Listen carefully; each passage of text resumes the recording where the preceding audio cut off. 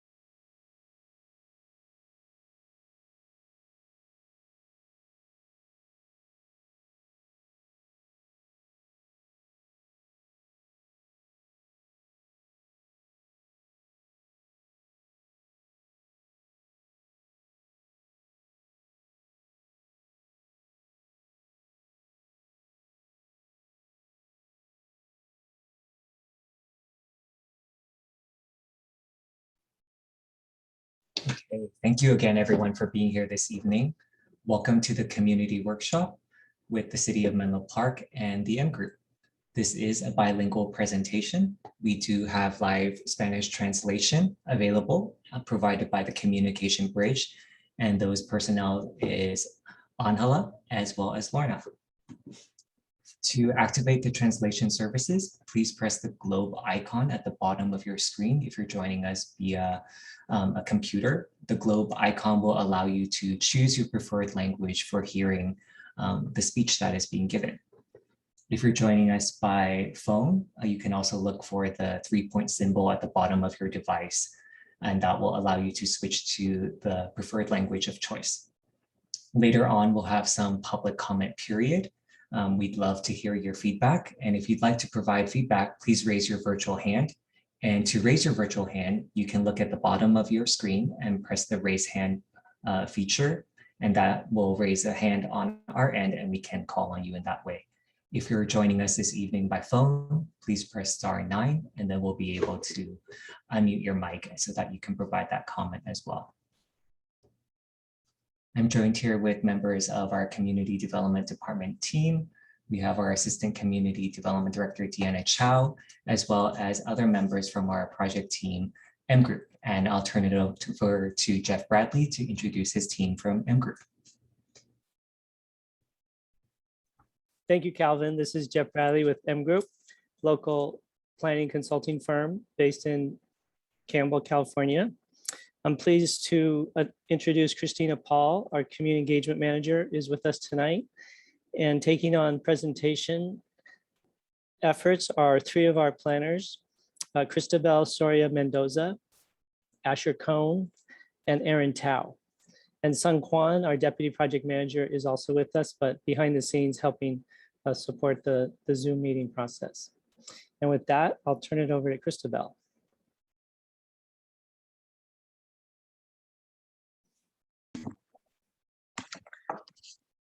Hi everyone, my name is Cristabel. I use pronouns she, her, and hers. And today we're going to be going over a little bit of planning context to get back on the project and the progress made so far. We'll also be going over the housing element and its importance as it relates to housing equity. We'll transition into the safety element and the environmental justice element. We'll end with a discussion and give time to provide feedback or make any comments.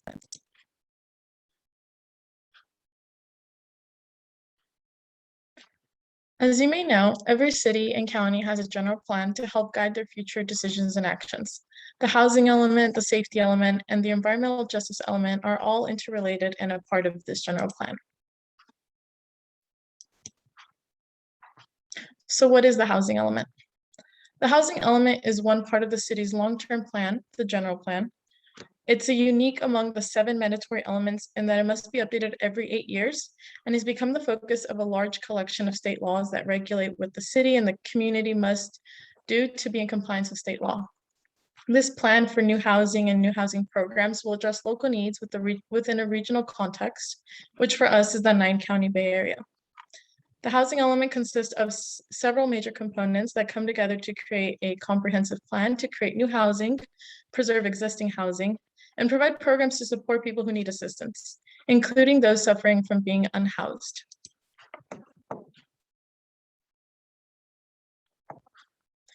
As we start up this process, sometimes we're asked, why does this matter? Well, we find ourselves living in a region where housing challenges are particularly hard to solve, and every city needs more housing. I think we can all agree on that. And now we have the opportunity to shape the future of housing in Menlo Park, an opportunity that only comes once in a decade. As you can see here are 3 goals. Our team has developed 3 high-level goals to guide our work on all aspects of this project. The first being a balanced community, so that housing opportunities are increased throughout the entire city in a fair and equitable way. A strong focus on affordability of housing and social justice to ensure that all community members have a voice, and so that equitable outcomes are a focus of the entire planning effort. Here you'll see a chart with RHNA numbers, which is the Regional Housing Needs Allocation. And by California housing law, it states that RHNA represents housing needs for all income levels. Housing needs are allocated by affordability levels, as you can see on this chart. The city has received this, and as you can see, the amount of housing needed has jumped from 655 units to just under 3,000 units. However, the Department of Housing and Community Development strongly recommend and basically require that we plan for an additional buffer of 15 to 30%. So this has increased our target to 3,388 units to 3,830 units. The process of our plan will be shown in the following slides to come. Here you'll see the project schedule. So we're required by state law to have completed this housing element by the end of, or the beginning of January of 2023, but we're very ambitious. Sorry,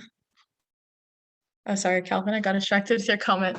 We're ambitious to have it done by winter 2022, and this will take place in phases. Right now, we're in the visioning and existing conditions phase. Then we'll be moving on to the site selection and draft plan development.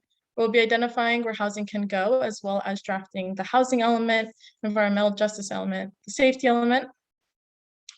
And then we'll do an environmental analysis so we can support this while prioritizing environmental concerns. Once all this work is done, it will move into adoption and certification by the Housing Commission, the Planning Commission, and the City Council.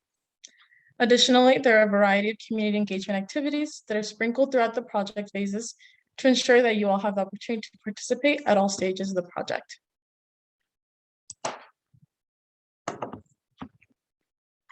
Here are a list of our past events.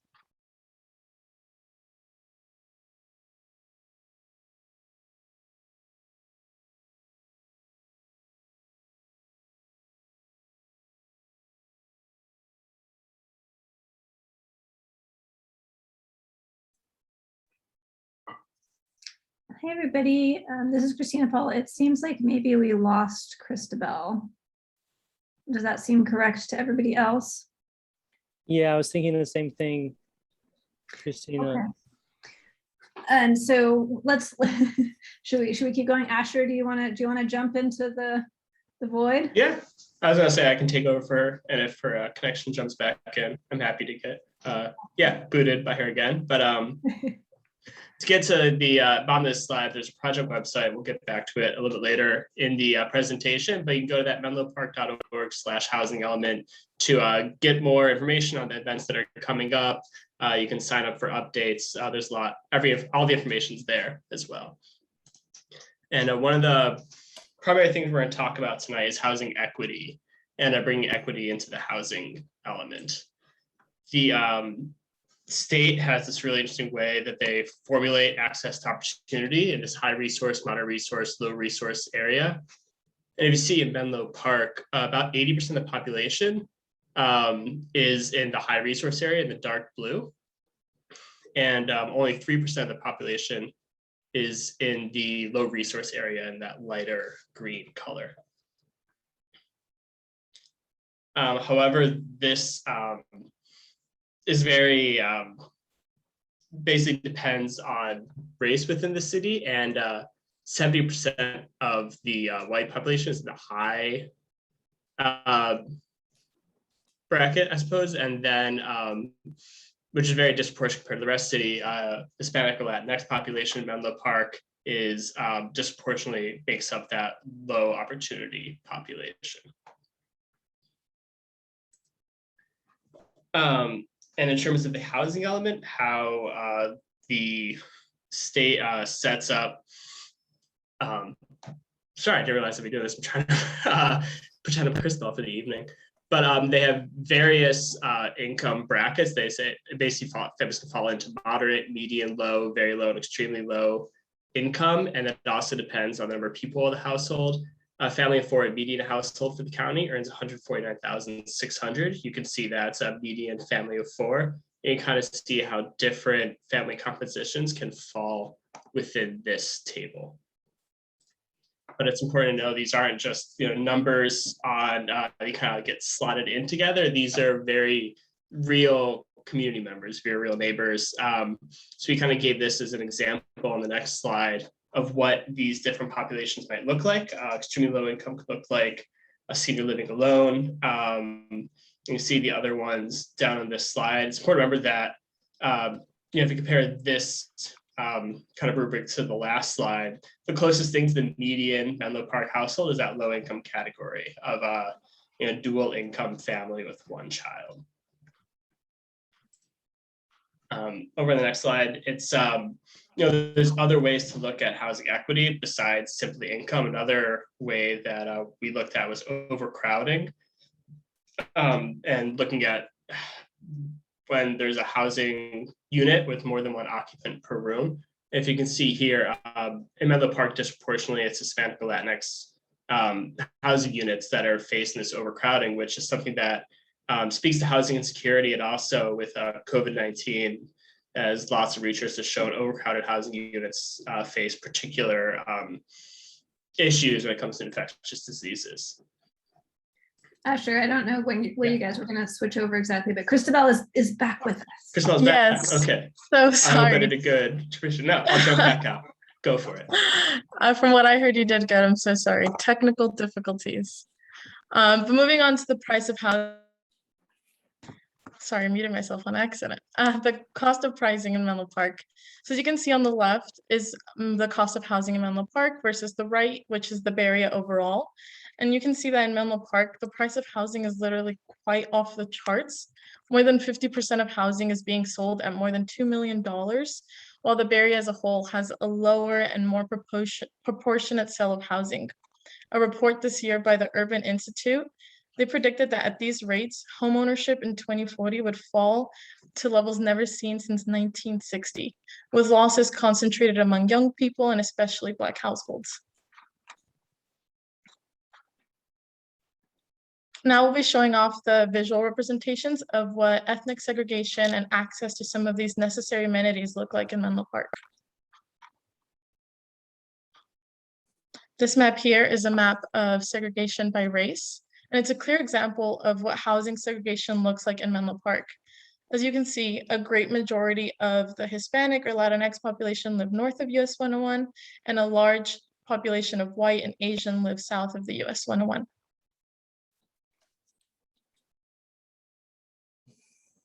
Now, food access. Access to healthy and affordable food is a necessity in our community. Fortunately, all properties in Menlo Park are within a 15-minute driving distance to grocery stores and markets. However, a 15-minute drive can be well over a 30-minute walk, which is not convenient for those without access to public transportation, private vehicles, or simply want to practice healthy living by walking to the nearest grocery store. This map here shows that most of Menlo Park is within a 15-minute walking distance to a Samtrans bus stop, as you can see in the blue. And then in the pink, you'll see Caltrans stations, which are located throughout El Camino Real and are also a 15-minute walk if you live off El Camino Real. Access to parks are also a 15-minute walk from most neighborhoods, but as we've heard in some of our past outreach events, people want more parks in their neighborhoods. Access to employment in Menlo Park. Major employers like Facebook and SR International, which is a nonprofit, are all located either north of US 101 or off of El Camino Real. This means that many residential neighborhoods within a 15-minute walking distance to employers, while other neighborhoods are within a 15-minute walking distance to other commercial centers.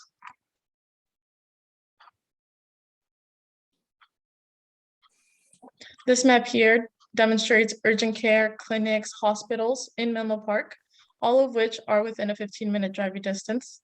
This includes Stanford Medical Center, Sutter Urgent Care, and even the East Palo Alto Care Center.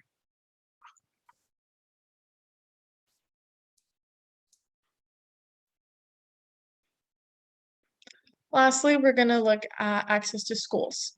This map shows the different school districts in the city, including Menlo Atherton High School. You can see here where the schools are and how they're distributed throughout the city with that 15-minute walking distance buffer.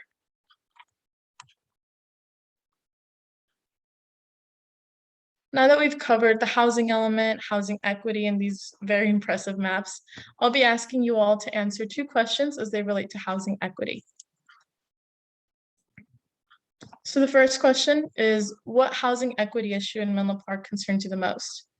Whether it be A, overcrowding, B, segregated neighborhoods, C, sorry, the poll popped up, C, not enough housing generally, D, not enough of a variety of housing types, or E, other.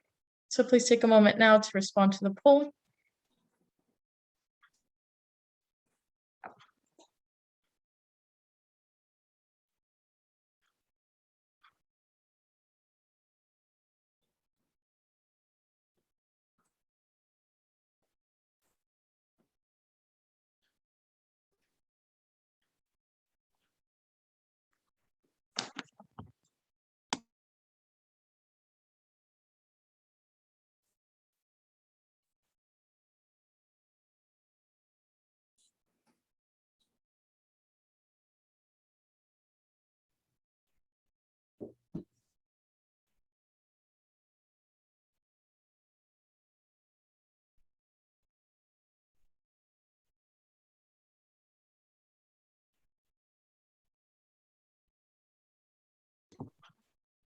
So we can see here that some of the top answers as an equity issue in Menlo Park would be segregated neighborhoods, and then overcrowding, and then there's a even tie between not enough housing or not enough housing types. So now we'll be moving on to the next question. Thank you for answering this first one.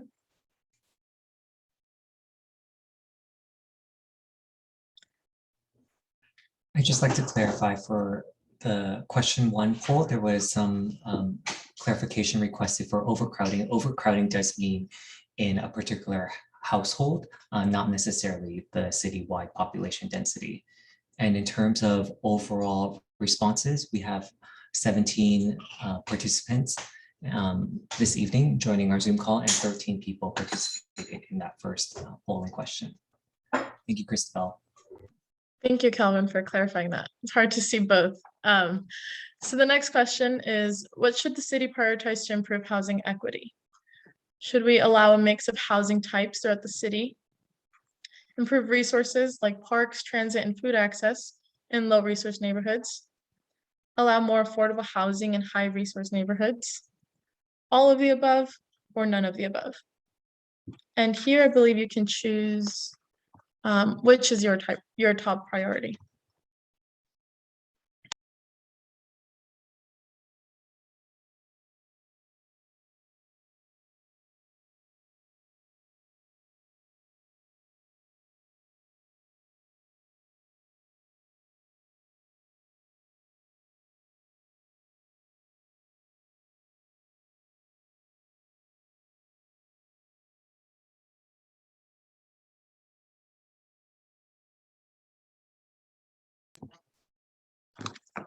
Thank you for that feedback. It looks like the community wants city to prioritize to allow more affordable housing in high resource neighborhoods. And then following that, all of the above, and allowing a mix of housing types throughout the city. Thank you so much. This is definitely going to help us in how we move forward to plan for the future. Now I will pass it on to Erin to talk about the safety element. Thanks, Christabel. Hi, everyone. My name is Erin Tao. I use pronouns she and her, and tonight I'm going to be talking about the safety element. The safety element is basically a document that includes citywide strategies for ensuring the safety of the community and mitigating potential hazards. So tonight I'm going to be going over some of the existing conditions, and we want to hear from all of you about how the city can better prepare and protect the community from future hazards and climate change events.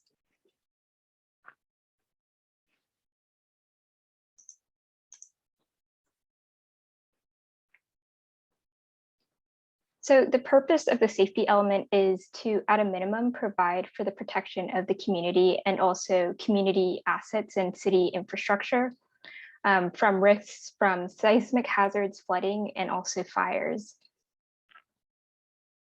This safety element is going to go a little beyond that, and we're looking to address also wildfire and smoke, sea level rise and flooding, seismic hazards such as earthquakes and landslides, hazardous materials, the city's emergency response, and then also climate change adaptation and other hazards. We're updating the safety element at the same time as the housing element to make sure that newly planned for housing isn't at undue risk for hazards. And we're also bringing the safety element up to speed with recent state legislation. So the state recently passed Senate Bill 379, which states that safety elements now need to address climate adaptation and resiliency strategies. So this is going to be a new component in this update. So what is adaptation and resiliency? Basically, this is just making sure that the city is more prepared for the impacts of climate change. We're looking at a particular focus at vulnerable infrastructure as well as vulnerable communities. And it's about not just ensuring that the city is able to respond to the impacts of climate change, but also that the community members, so people within Menlo Park, have the resources needed to become more resilient as well. So jumping into some of the existing conditions in the city, this first map is looking at wildfire risk. So what you can see is here in the red is indicating where there's high fire hazard risk. Fortunately, there's nowhere within the actual city limits that has high fire risk, but as you can see, Western Menlo Park does border an area that's considered to have some risk.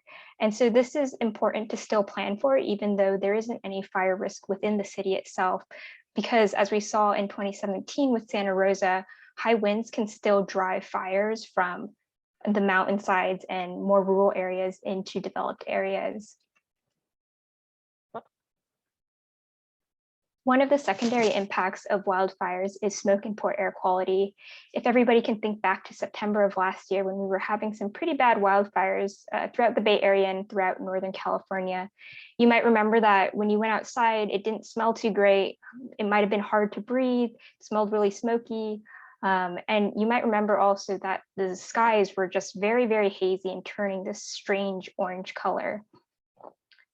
And so with smoke and poor air quality, this is something that impacts everybody, regardless of age or ability, but there are certain communities that are a bit more vulnerable to it than others.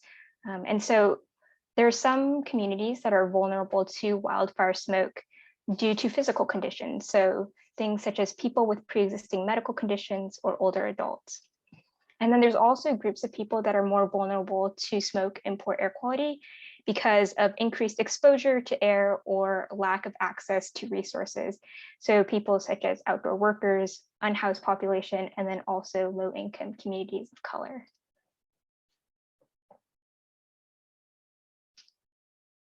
Another hazard that Menlo Park is contending with and may need to contend with more in the future is extreme heat and rising temperatures. So an extreme heat day is defined as a day where the daily maximum temperature exceeds the 98th percentile of historically recorded temperatures. So in Menlo Park, this threshold is at around 94 degrees Fahrenheit. What this means is that whenever there's a day that exceeds 94 degrees, that would be considered an extreme heat day. Right now, the city experiences about 5 extreme heat days per year, but this is projected to increase to 11 days by 2050. And then generally across the Bay Area, it's projected that the average temperature is going to increase by about 3 degrees by 2050. Rising temperatures and extreme heat is important to look at because there's a lot of health impacts that come with this. So for example, it's associated with an increased risk of heat-related illnesses such as heat stroke and dehydration. It's also associated with worsening air quality and also increased wildfire risk. Similar to smoke, it impacts everybody, but there are certain populations that are, again, more vulnerable to the health impacts of rising temperatures. One of the strategies that the city has right now to mitigate some of the impacts of extreme are cooling stations. So the city has 3 cooling stations, and these are designated areas that people can come to cool off. So for example, people who might not have air conditioning in their homes may be more susceptible to heat-related illnesses during a heat wave, but these cooling stations are designed so that people have a place where they can bring their body temperatures down and hopefully not be at such a high risk to some of the negative impacts of extreme heat.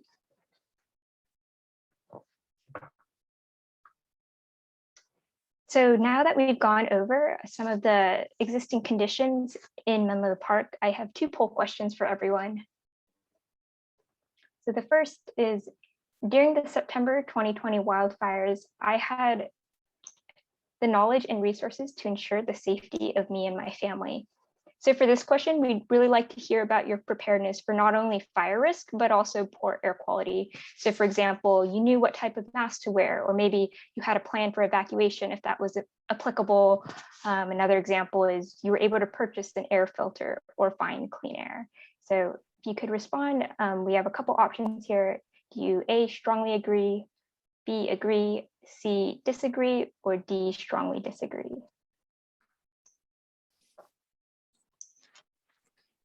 Aaron, this is Jeff. We did have a request to give a verbal warning 10 or 20 seconds before we close the poll to give people one last chance to answer it. Okay, sure, great. All right, we will close the poll then in 10 seconds.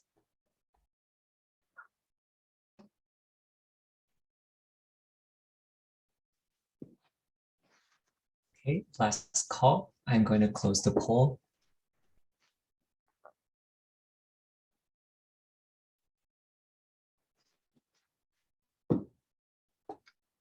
All right, looking at the results that came in, we're seeing the majority of people found that they either strongly agreed or agreed that they felt they had the knowledge and resources to make sure that they and their family were safe. Although we do have 21% of people who strongly disagree with feeling that they had resources to ensure the safety of themselves and their families.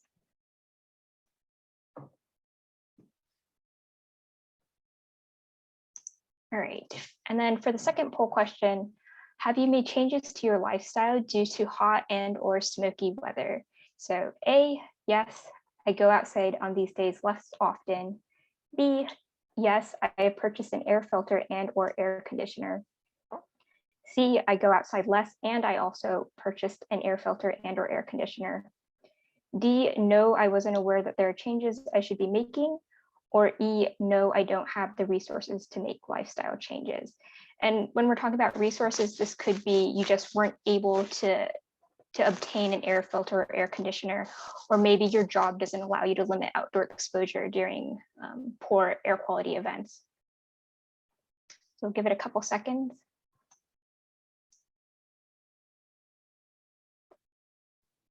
And then we're going to go ahead and close the poll in 10 seconds.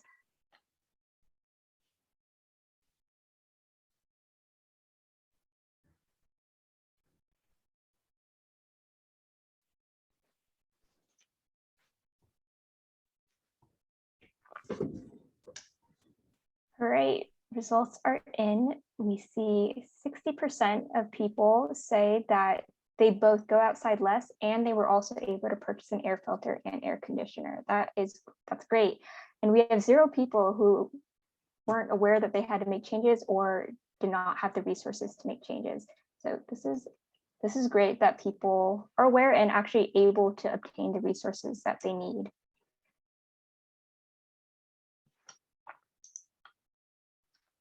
All right, moving into more existing conditions. So over here we have a map of sea level rise in Menlo Park. And so this map is showing a scenario of a 2-foot sea level rise. The California Fourth Climate Assessment projects that the Bay Area could see a 2.5-foot increase in sea level rise by 2100, assuming that emissions decrease after 2040. So what we're seeing here on the map is that the baylands are vulnerable to sea level rise, and then much of the land that's closer to the bay is more vulnerable than land that's further inland, particularly around Highway 101.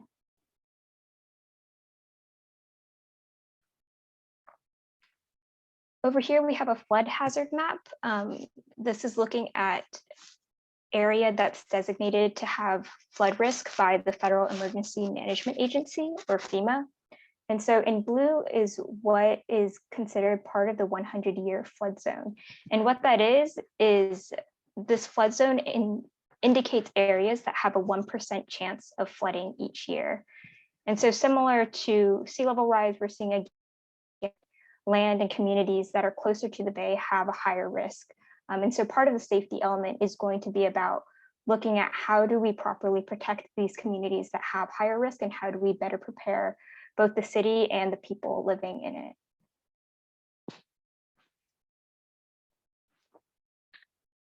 For this map, we looked at seismic risks. As we all know, living in California, it's this earthquake-prone territory. Menlo Park has one fault line that's west of the city. That's the San Andreas Fault that you can see over in yellow at the bottom left of the map. This map is also showing some of the liquefaction and landslide zones. And basically what those two hazards are that they're associated with unstable soil. And so when an earthquake happens or liquefaction or landslides happen, these can cause structural damage to buildings, roads, and other infrastructure.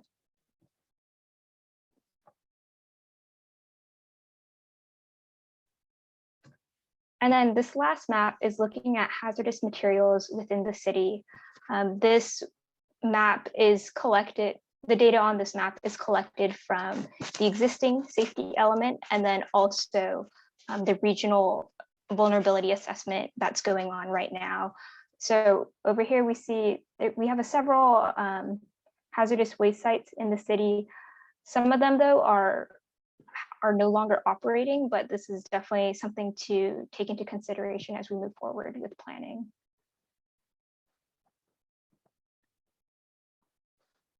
Right, now that we've gone over some of the existing hazard conditions in the city, I have one last poll question relating to safety for all of you.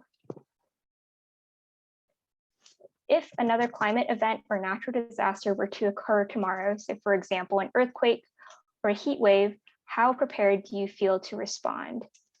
A, 100% ready. I'm signed up to get text, email alerts from the county. I know exactly what actions I need to take to ensure my safety. B, I feel fairly prepared. I know generally what I need to do, but I'll probably figure some things out during the event. Or C, not at all. I don't know where to start. I have no idea what actions I should even be taking.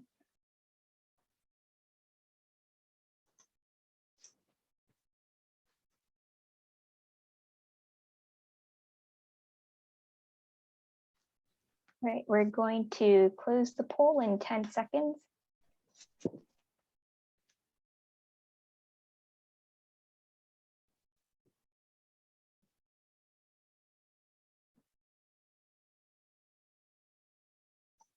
All right, results are in. We have approximately 80% of people who say they feel fairly prepared if another emergency or disaster happens. We've got one person in the audience who feels 100% ready. That's great. And then we have a couple people who don't feel like they're quite ready or don't really know what actions to take.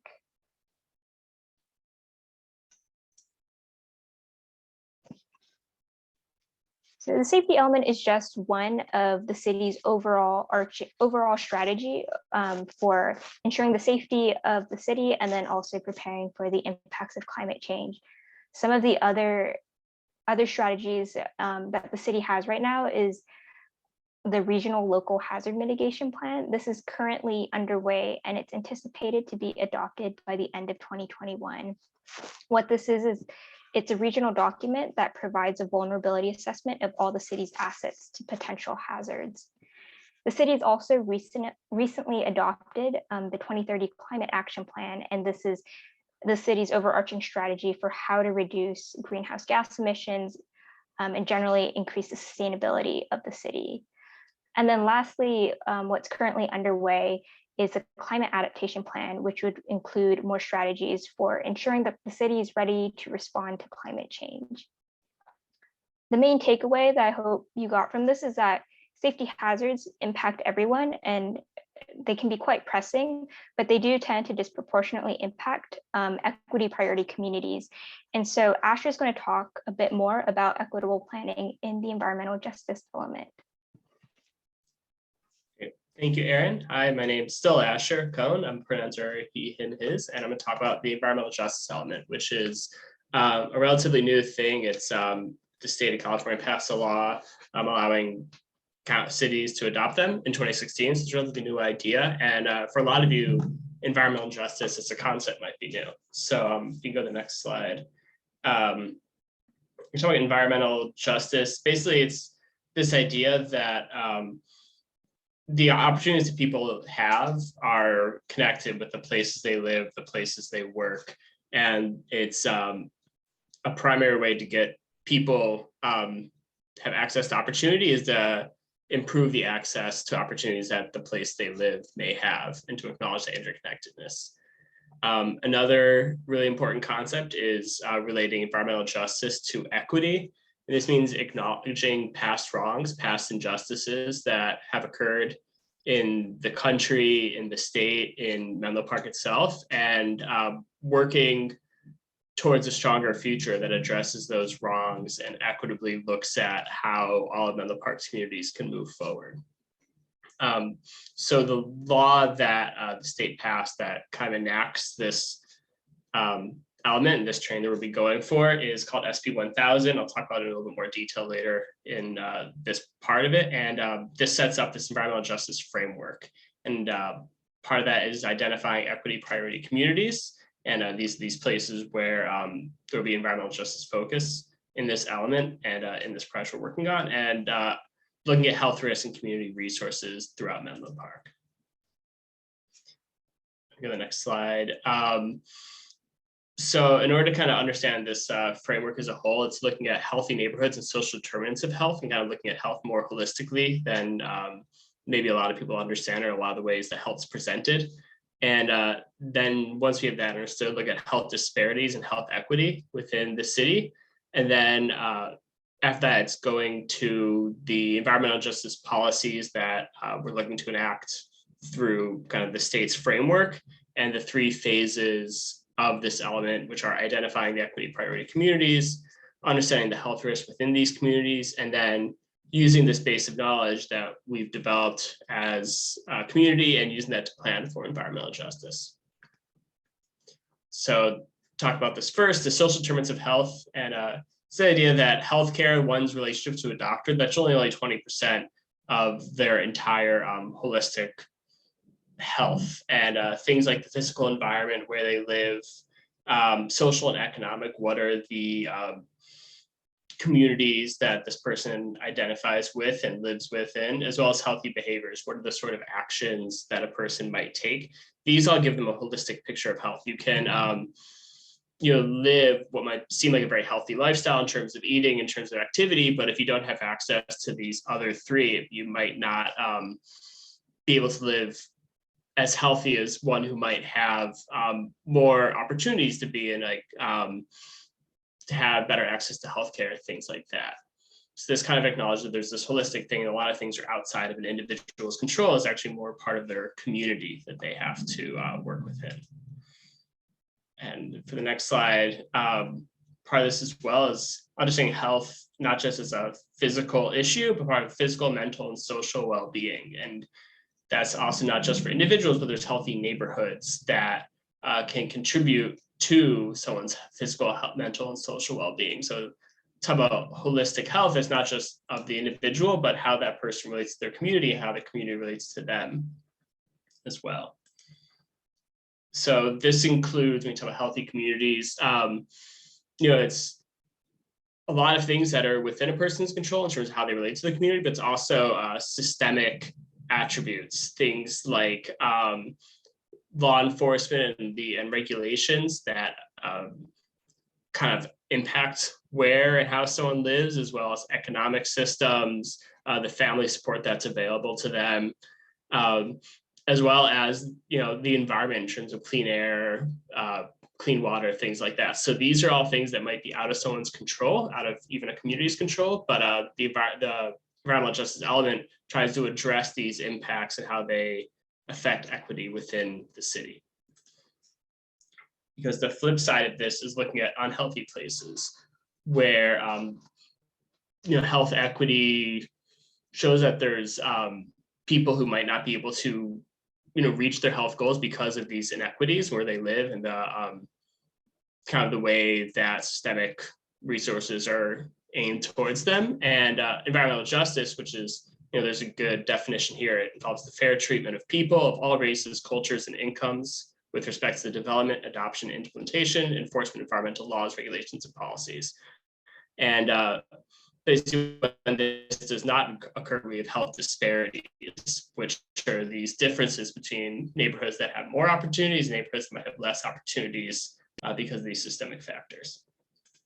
And it's important to note that even though we're starting a new environmental justice element now, I think the next slide, we're kind of starting in only at a point in time. And there's many historic injustices that have occurred within Menlo Park that we're looking to address. So we know we're not starting from a blank slate, that this community has a lot of history. The Bay Area has a lot of history that's good and bad. We really have to understand this history and address this history in order to move forward and build a stronger community. So we know redlining, highway construction, racial covenants have had really marked effects in Menlo Park, and we're looking to see how we can address that within this element as well as within this entire project.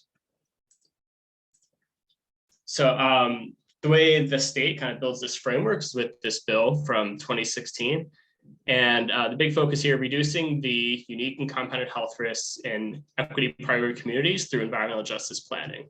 So there's these three phases that we're going to go through as we go through this element. And for a lot of this, really really asking for a lot of community input in order to better understand the community and where there are inequities that we can really focus on and work on.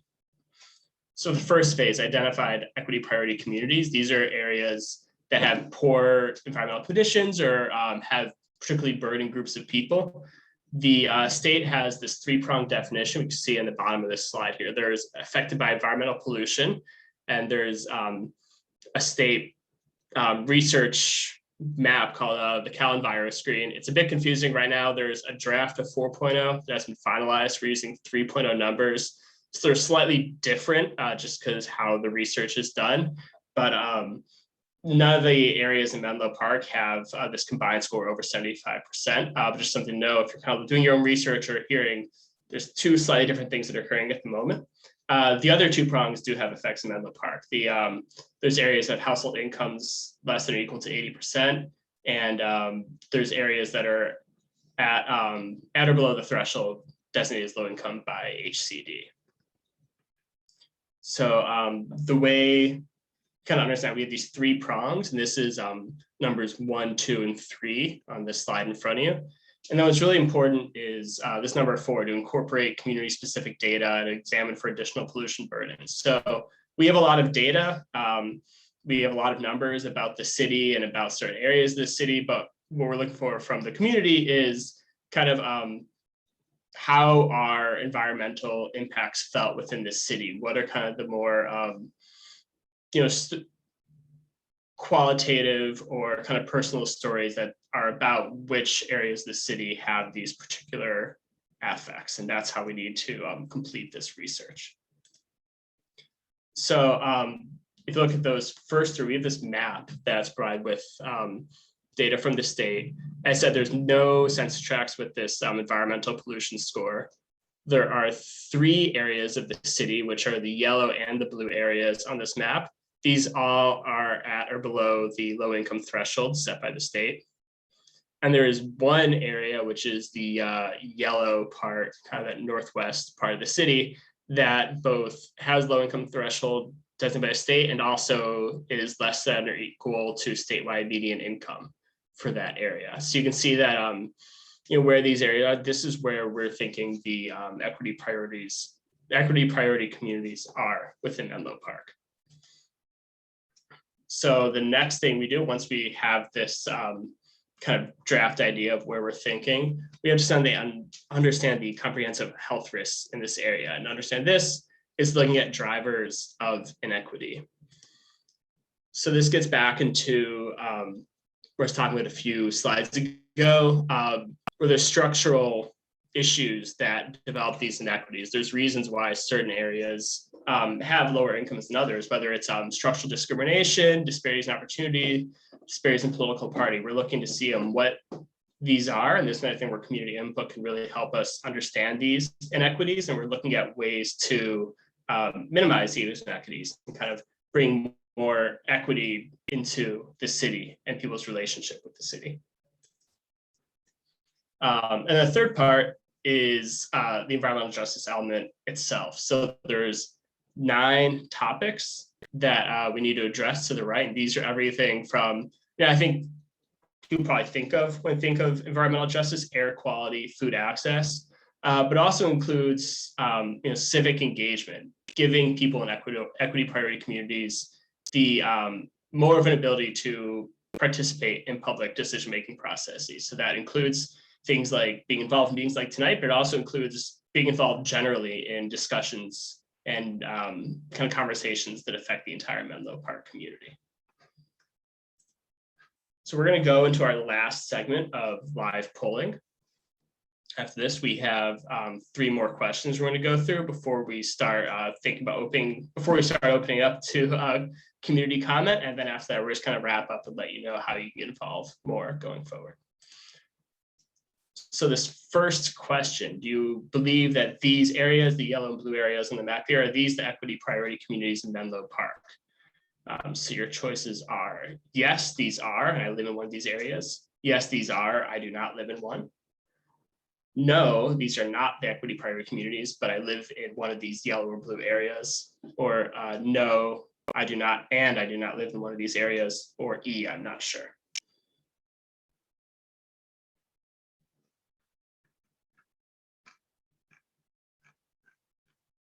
So give another, this is your 15-second warning. I think I'm going to wrap it up after this.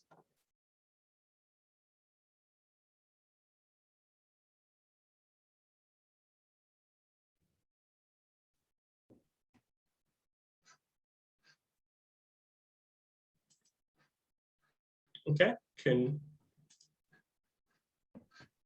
there we go. So we had 13 people say that yes, these seem to be the correct areas, and 2 of those 13 people live in one of them, 11 do not. 1 person said no, they don't match up with what's in their mind. Really like to hear from that person. That's really great input to have. And 3 people were not sure. So go to the next question, which is, what do you believe is the greatest environmental risk citywide? So this is think about the entire city. What are the biggest issues in the city as a whole? Is it air quality, traffic and dangerous streets, unsafe housing, economic or social isolation, noise, or something else?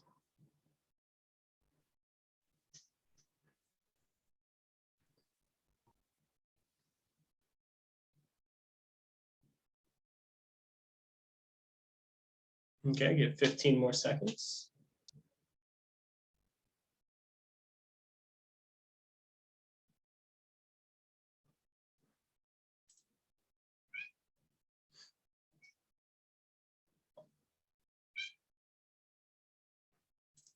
Okay. So what do people say? So, okay, it's an interesting mix. There's 3 people said air quality, 8 said traffic.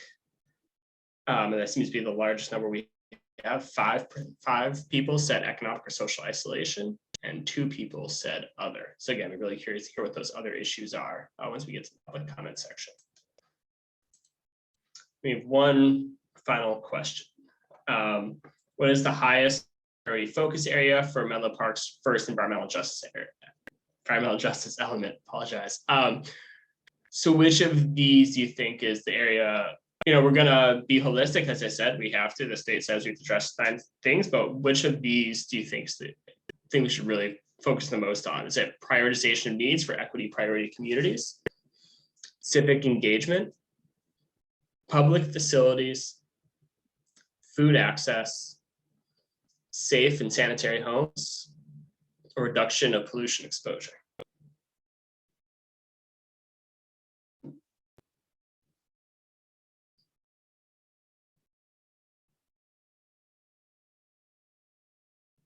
Okay, give 15 more seconds.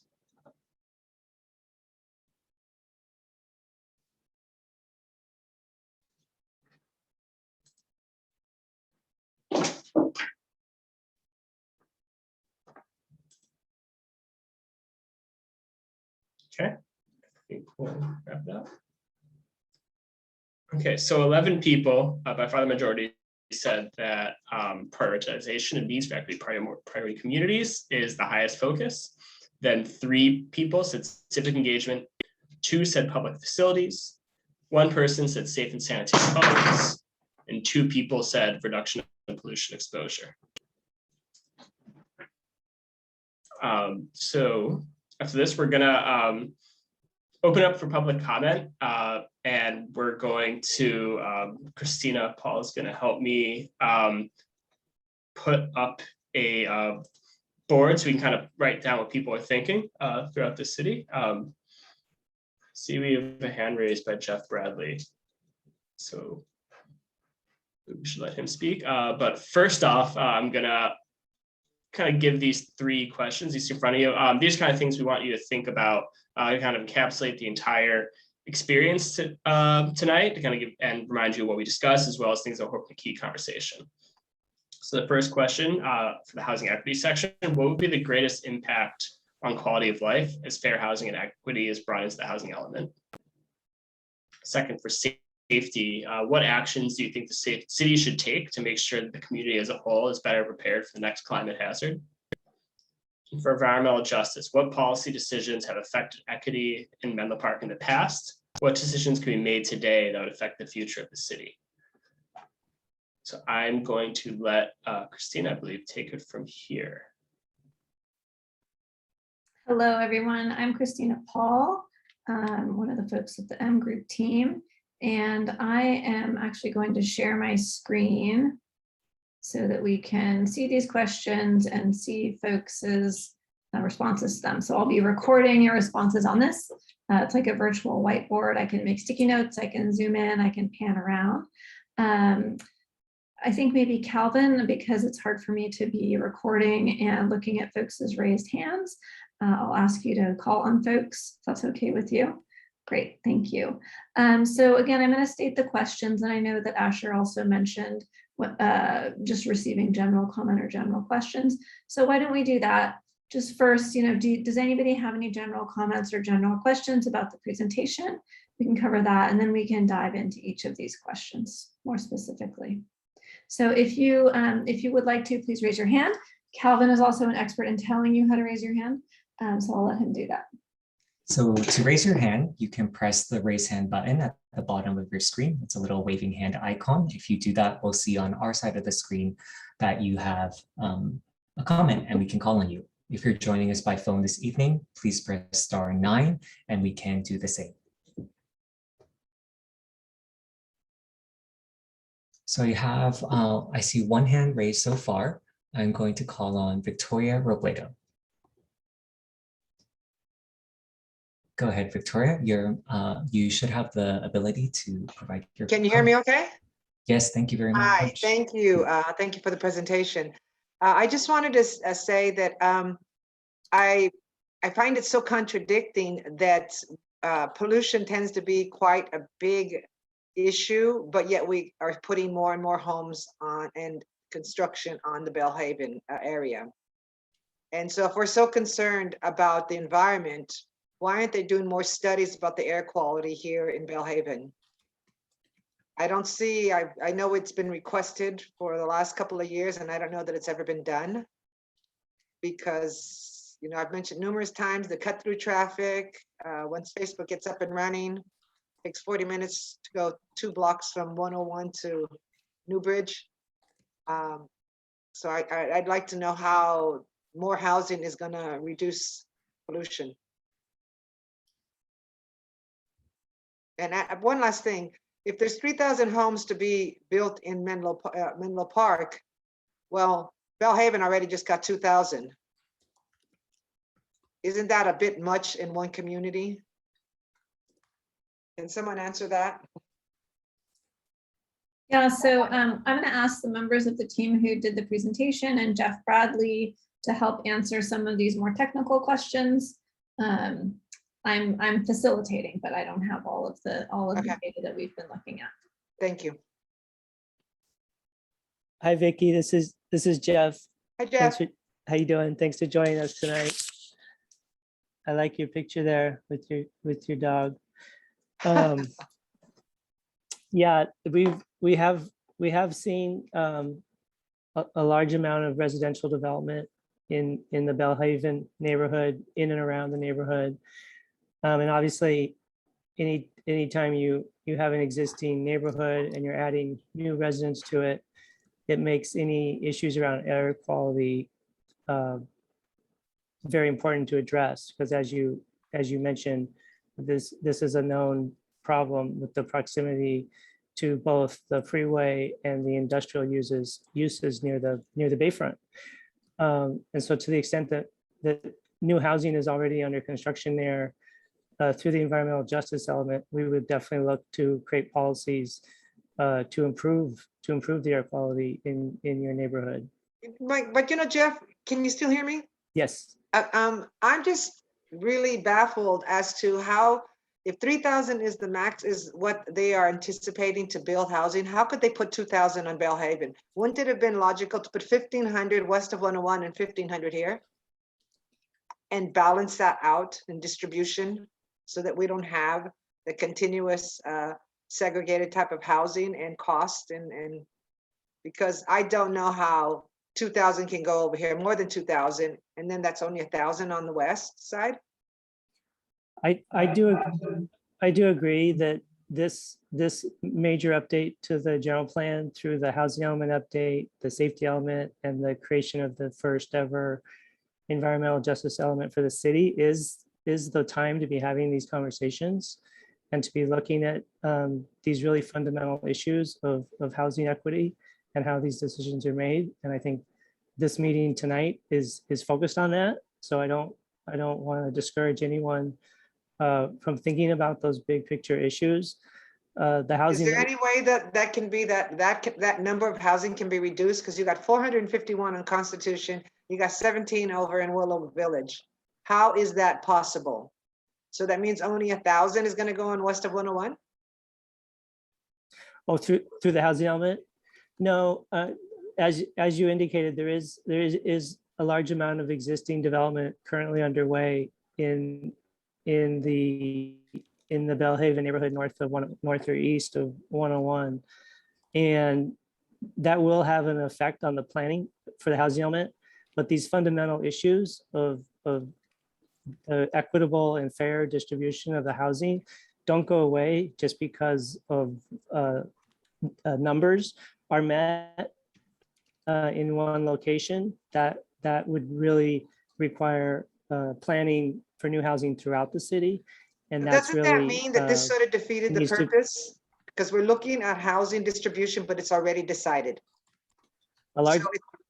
This really is, to me, defeatist completely, because I mean, we're not even talking about Mid-Peninsula, what they're putting on their apartments 6 stories high.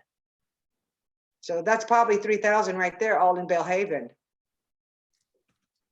Yeah, a lot of land use changes were approved through Connect Menlo in 2016, and that was in between the two housing element cycles. And so now is the time to take a look at that and see what can be done to But we provide. can't change it, right? I Well, mean, it's saying we cannot change existing development. Yes, we can. Can we not get them to reduce it? Why can't they reduce to 200 homes and maybe 1,000 for Facebook? I mean, this is my whole point of wanting to be on the committee.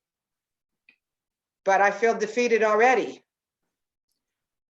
No, I hear you. Those projects have, Everybody hears me. they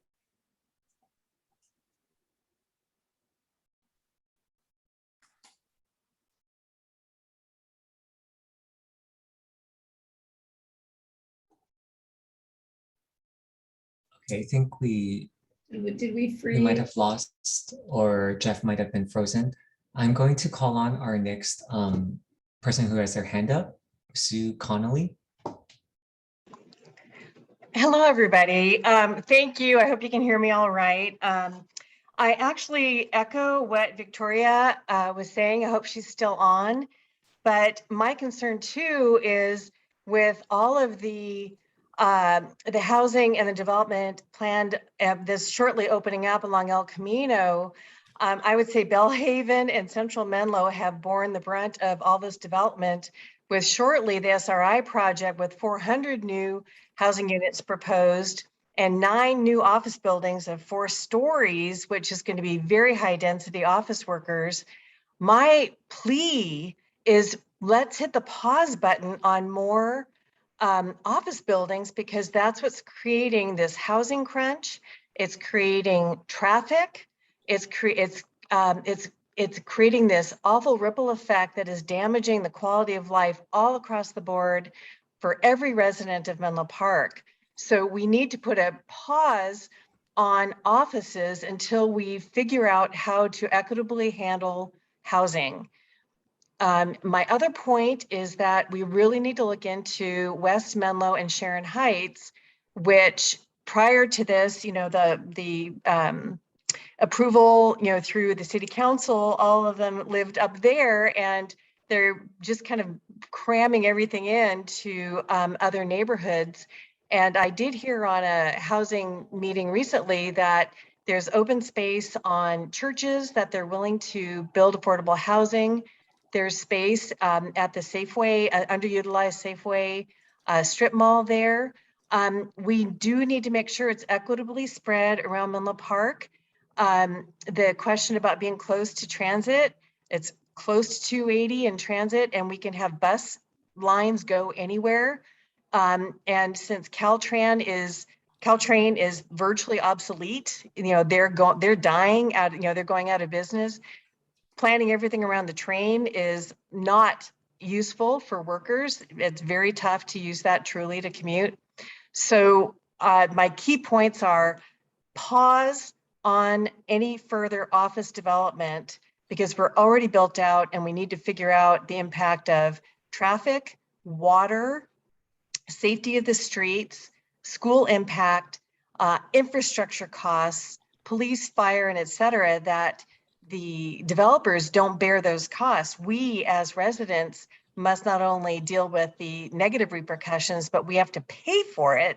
So this is just adding more of a burden on those who are already under economic pressure. So we just need to kind of stop the insanity and look at this and say no more offices for basically a town like Menlo Park, which is intended to be primarily residential. And it's really killing it for everybody else.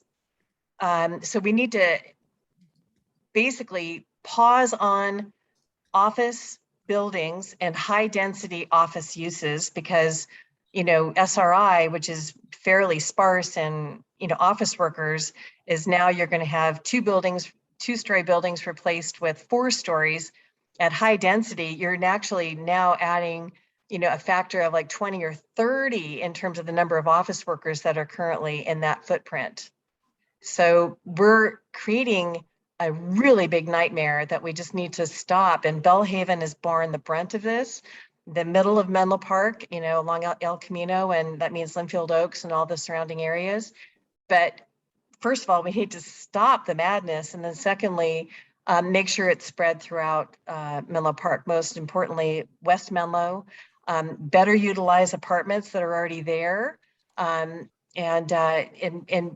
also, more importantly, and I really want to include this, in the the downtown plan, we were talking about putting everything into the parking lots of downtown Menlo Park, which is city-owned property. You could put affordable housing there. You could put in more retail and other services. And we're not even talking about using that. So we're basically cramming existing residential neighborhoods with super high density that's going to break the backs of the people who are living there. Thank you. I appreciate you're taking all these notes. Thank you very much. Thank you, Sue, for your comments. I'm going to call on our next person, Michal Bortnik.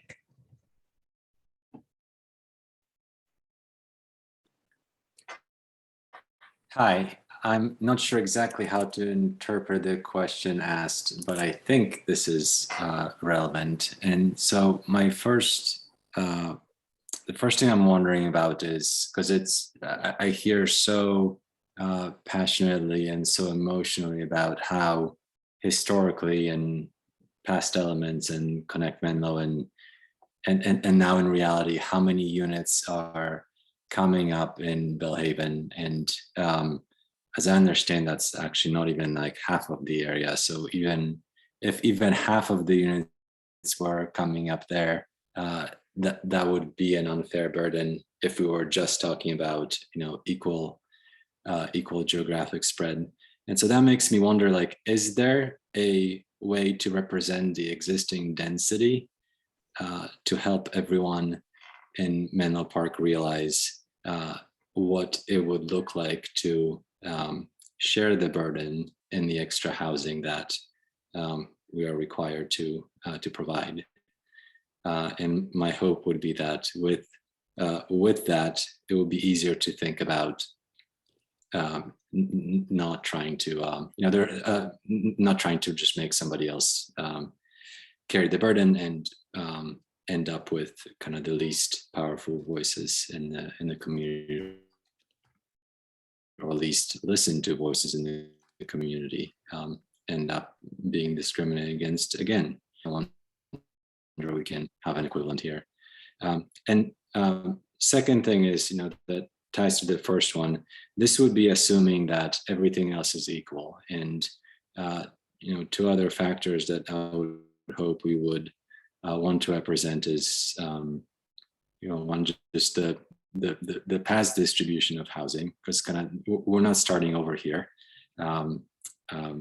We're, as Vicky was saying, we're seeing the consequences of past decisions, but also the correction for the, like Menlo Park City School District, which does not unfortunately represent all of Menlo Park City. That was one of the big disappointments when I moved here. Has amazing schools, and not all of Menlo Park has amazing schools. And so prioritizing particularly affordable housing in areas within the Menlo Park City School District and helping Menlo Park City School District accommodate new students would seem like a really great outcome, both for the city, the students, and the community.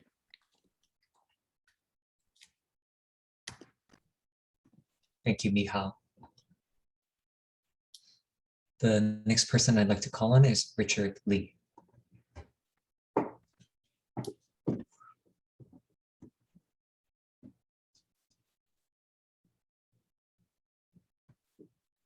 Hi, Richard.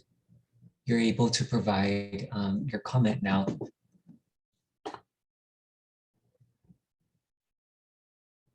Okay, we can return back to Richard. The next person I'd like to call on is Lisa Carnegie.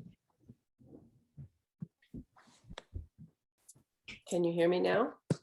Yes, thank you, Lisa. Hi, thanks everybody.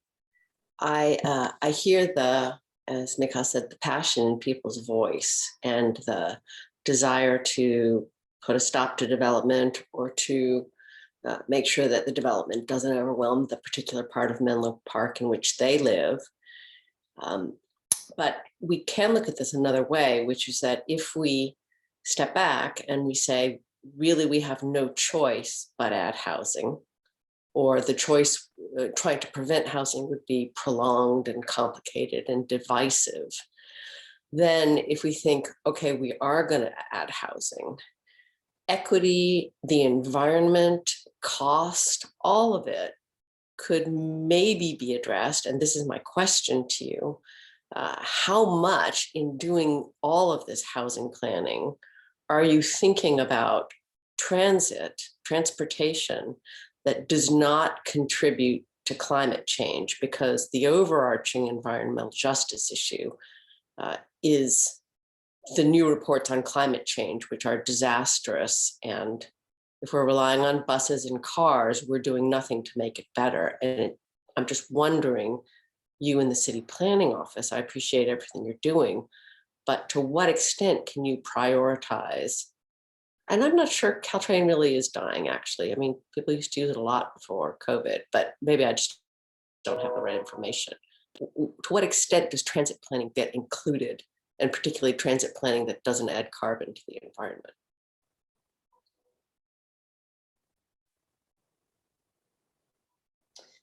Thanks, Lisa. Jeff, I know that you got cut off earlier, but I see you and your puppy there. Do you want to address this one? Thanks, Christina. Hi, Lisa. Nice to see you again. Hi. Thanks for coming tonight. It's interesting, this new housing cycle that we're working on now, it's been 8 years since the previous cycle. So there's a whole bunch of new state laws and requirements around where new housing should ideally go, and what criteria that go into selecting what we call opportunity sites. These are simply parcels of land that could conceivably support new housing developments in a variety of different formats.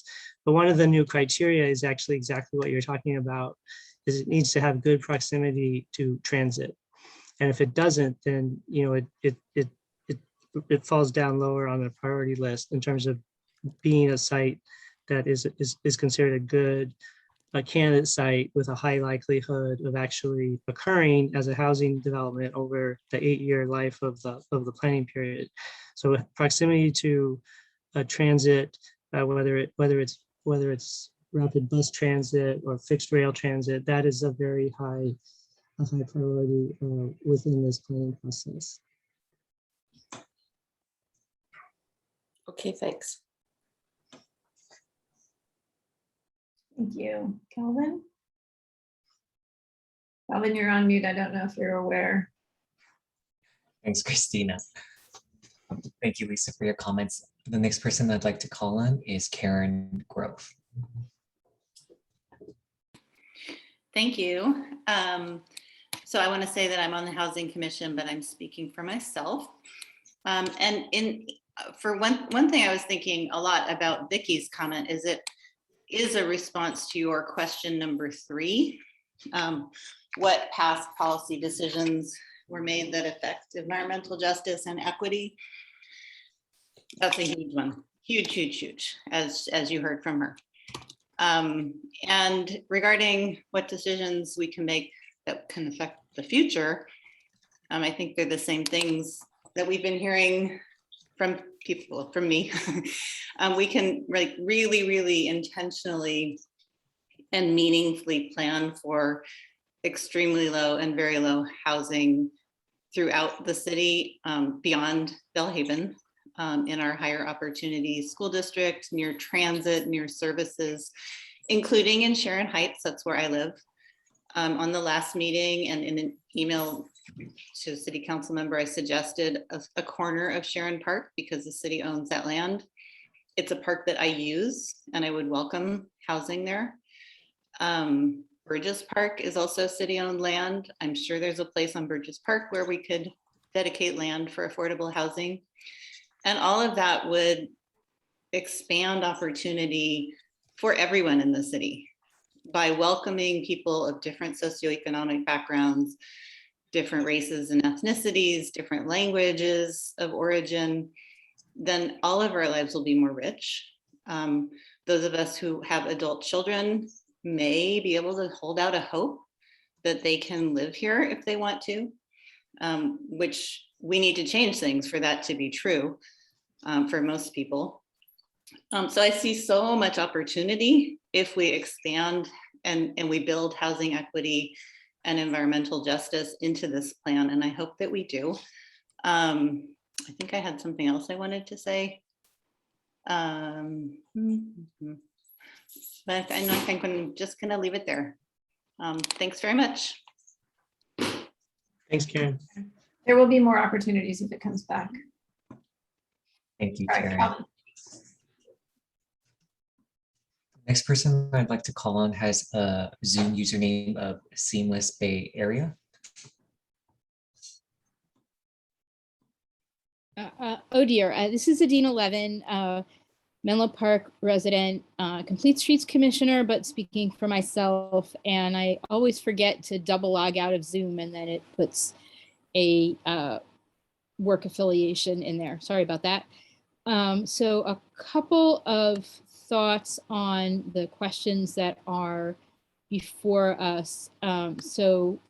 First of all, with regard to the policy decisions, the central ones for a housing element are the housing siting, and as many people have said, having housing, new housing, no longer concentrated in one part of the city, but spread throughout the city with a special focus in the areas near downtown that have access to walkable access to services and to public transportation, as well as some other housing in other high opportunity areas across the city. With regard to the comment about Caltrain, there is a project, the state has put in about $2 billion into electrifying the service. That construction is going to be done in another couple of years, and that will allow Caltrain to come much more frequently, throughout the day, in the middle of the day, in the evening, on the weekend, and really become a even more useful service, not only for work commuting, but for other transportation purposes as well. And there was a ballot measure that was passed last year during the recession that provides stable funding for the service. So notes about the demise of the train is a little bit overstated. And in fact, Caltrain is going to be restoring service that was cut during the pandemic at the end of this month.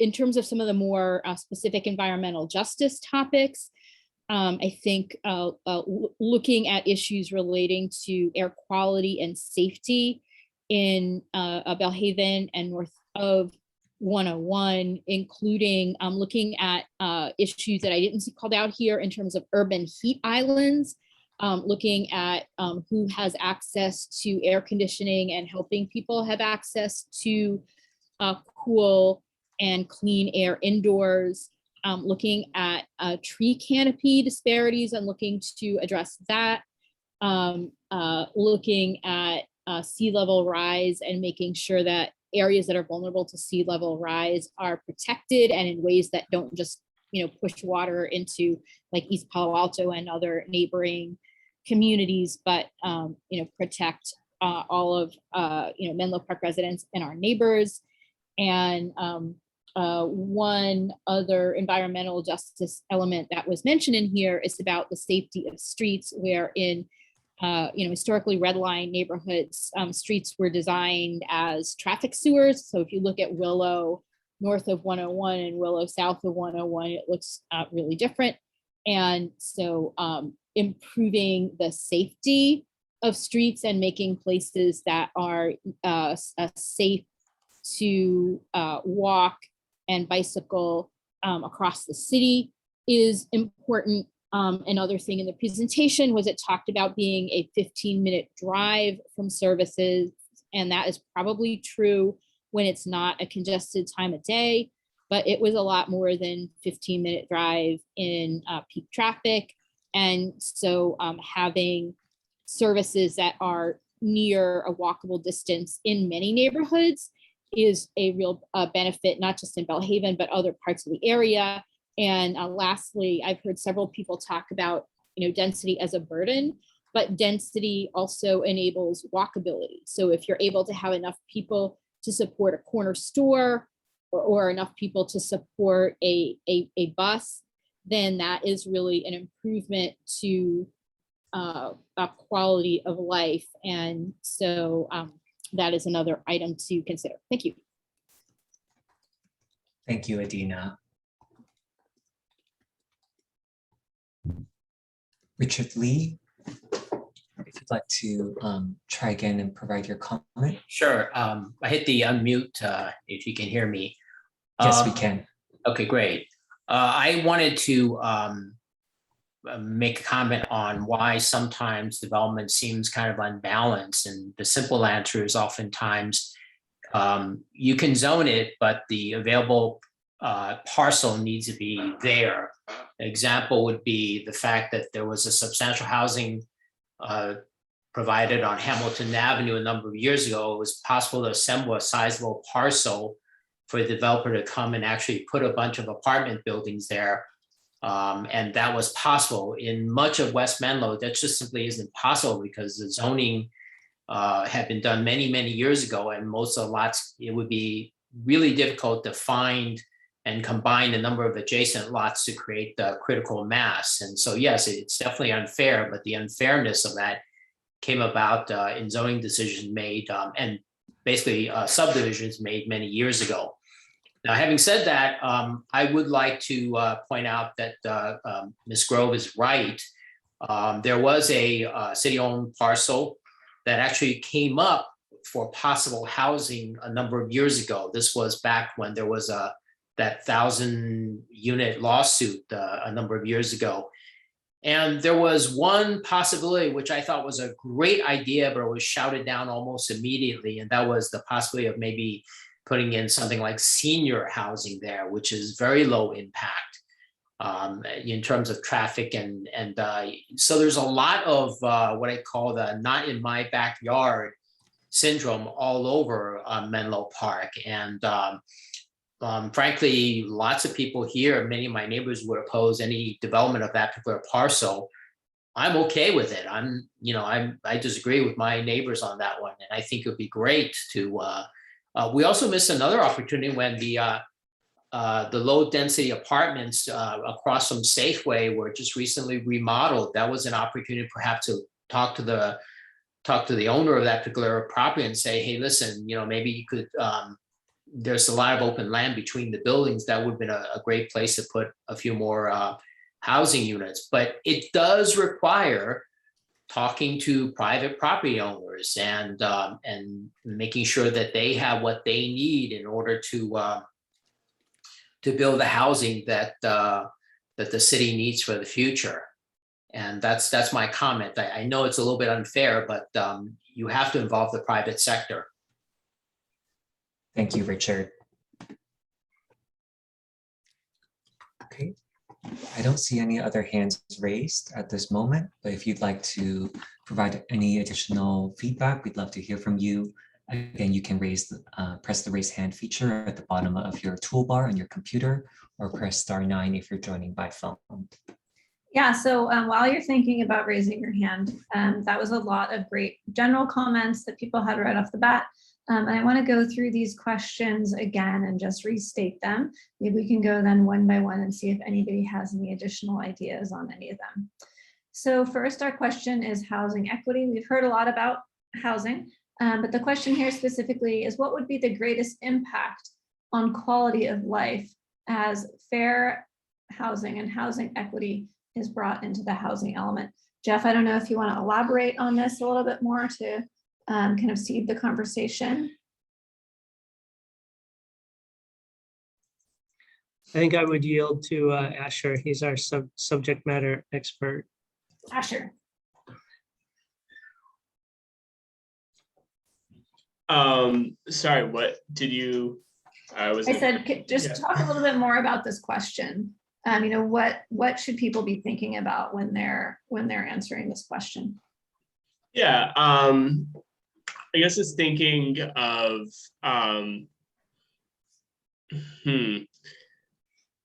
I guess what is it that drew you to Menlo Park? And like people think of quality of life, it could be anything from, oh, this is really close to my work, or the schools are great here. You know, the environment, just having the mountains on one side and the bay on the other. There's lots of things that probably drew you, the audience member, to Menlo Park. We're wondering,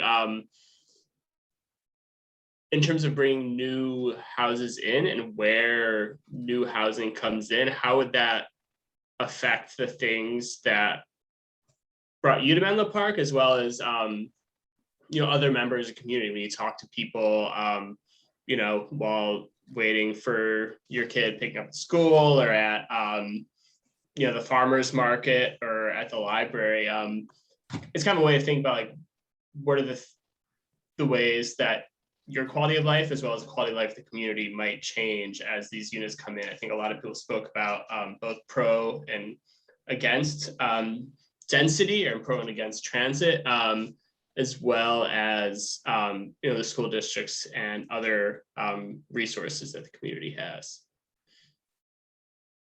So Asher, the question is, what would the impact to existing residents be as we think about fair housing, or you know, or how do we ensure that housing is fair and people have access to these? Yeah, And my take on it from a planning perspective is that the way planning and zoning has evolved to the creation of neighborhoods that are exclusively single family, mostly for sale housing, and then other areas are allowed to have multi-unit buildings, apartment buildings, condominiums. And when people come into a community and look for a place to live based on their income level, which has a strong correlation with their race or ethnic background, becomes a determinant in their choices they have, of what they can afford and where they feel welcome to be in that community. So to me, housing equity means a greater sense of housing choice throughout the city, whether you're a young person just starting out looking for a small affordable apartment, or a large family that is stretching every dollar to pay rent and buy gas and groceries, and looking for a house that meets their needs, and not being restricted to just one part of town because all of the affordable housing has been located there, based on, you know, decades and decades of land use decisions and patterns that lead to the communities we find ourselves planning for now. Okay, so some of the ideas that we've been hearing are, you know, think about the city-owned parking lots, think about densifying existing multifamily developments, think about locating housing up in Sharon Heights. Are there any other ideas that spring to mind around sort of increased housing equity, access to housing, meaning, you know, affordability of housing throughout the city? Are there ways that you think it would be good for us to think about implementing that in policies that we can establish, or places we can look to site housing that would increase equity? So if you have a thought about that hasn't been mentioned, please go ahead and raise your hand. Otherwise, we'll move on to the next question. And Aaron, I'm going to warn you it's safety, and I'm going to set you up to elaborate on the question a little bit. Thanks, Christina. I see quite a few hands going up right now. I'll just call them in the order that I see them displayed on my screen. The first one will be Karen Grove, followed by Katie Bavruzzi. Go ahead, Karen. Thank you. So I think one of the ways that the city, and I don't know if this is specifically part of the housing element or not, so I would love for you to respond to that if you can. But what we, you know, there are also tenants in Menlo Park, and sometimes they don't have a good situation and they need help. And we don't have a lot of resources dedicated to supporting tenants. And in the context of environmental justice and maybe even safety, people in multi-unit apartments who most often they don't allow smoking, but a lot of people smoke anyway. And some support, I wouldn't want to criminalize. I don't think we need more criminal laws in our city, but there is a coalition working on providing education and mediation and support to tenants who live in multifamily homes who are suffering from secondhand smoke. And it's a very, very serious health hazard. We don't have the resources in Menlo Park to take that on because we have one person responding to housing everything, including homeless coordination, including combining sites to invite housing developers, including updating our BMR guidelines, everything, with 1.5 people. So I think I think we can have greater equity and we can mitigate the existing inequity better with more resources dedicated to it. And I sometimes feel like we forget in Menlo Park that we have people who are struggling, and it's our obligation to take care of them, and we need to provide resources so that the city can do that, or partnerships, or both. So that was another comment I wanted to make. Thank you. Thank you, Karen. Okay, I'm going to call on Katie Baruzzi now, followed by Adina Levin. Go ahead, Katie. Hi, can you hear me? Yes, thank you. So this is Katie Baruzzi. I also am a Menlo Park commissioner on the Complete Streets Commission, and I'm speaking for myself here. I wanted to bring up 3 points that may be housing element adjacent, but I think all of these things are so interconnected that I want to just get them out there. In no particular order. One is earthquake safety. I think a lot of our rental housing units are older and are not necessarily in compliance with the most modern techniques for ensuring that buildings resist earthquakes. A lot of soft story housing, for example, that tends to be some of our more naturally occurring affordable housing. So I would love to see us, as we think about fair and equitable housing, ensuring that that we look at that. Along the same lines, we've got a lot of not great wiring, ductwork. We're looking right now at building electrification and decarbonization as a city. There's going to be a study session next week for City Council.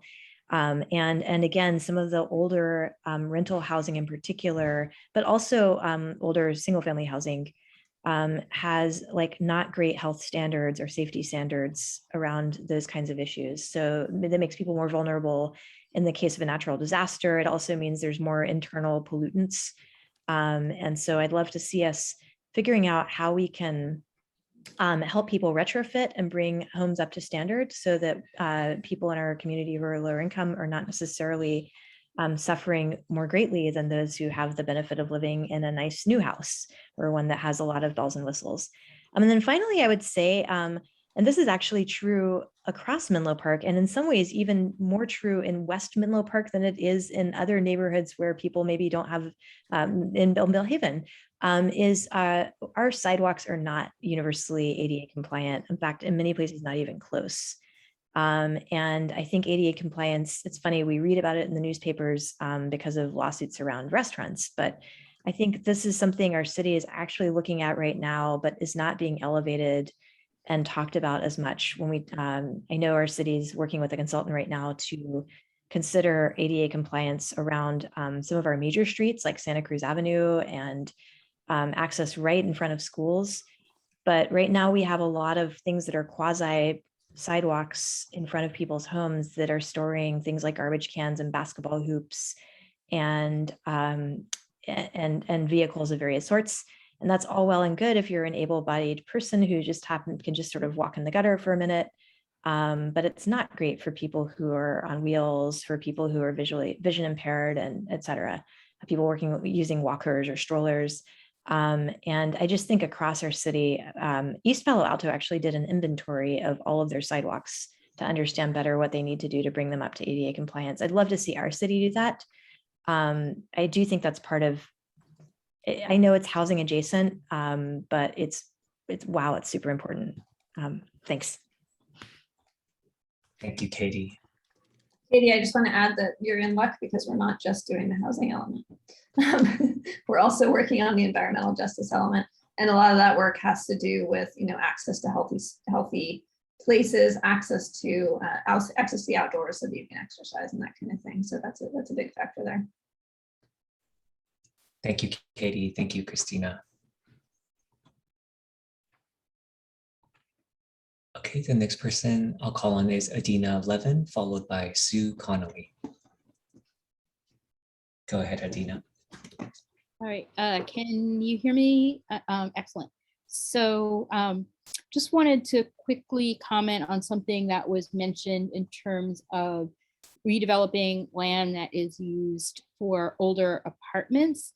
And if that is considered, we should also think about policies to prevent displacement, because if we're trying to, one of the challenges with housing shortage and housing unaffordability is displacement and losing, lower and middle income people from our city.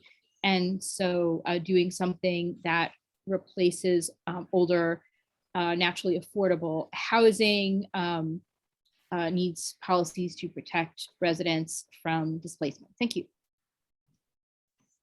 Yeah. Thank you, Adina. Okay, the next speaker is Sue Connolly, followed by Juanita Croft. Go ahead, Sue. Hi, everybody. First of all, I agree with all the comments everyone else has previously said as well. One of the things I'm also concerned about is just open space and parks for kids to play in and to be on teams. Athletics is so important, but also just breathing space. And we already know how severely impacted Burgess is and a few of the other parks. It's been a real problem already, just even trying to, basically every square inch is already spoken for. And even during the summertime, the fields are blocked off, so you can't even use them because they're reseeding them for an inordinate amount of time. So I've had the privilege of being able to serve people who are in, economic distress and bring food and supplies and things like that. So I've been able to kind of visit a cross section of the area. And one thing is that some of these owners of these formerly affordable housing units have done is just thrown a bucket of paint on the outside and then jacked up the prices. So that's been forcing out a lot of people. And I've been helping families and also seniors who have lost their housing. But that being said, the ability to have some breathing room, some open space is becoming all the more critical, because as we're building higher and higher densities, and especially if affordable housing is building up and there's no space for kids to run around and play, get some fresh air, especially, during this time of COVID, people have been confined to their homes. It's been really, really tough. So we really need to make a commitment to open spaces for recreation, play, and just plain breathing room as we start to build more and more housing and higher densities. Thank you very much. Thank you, Sue.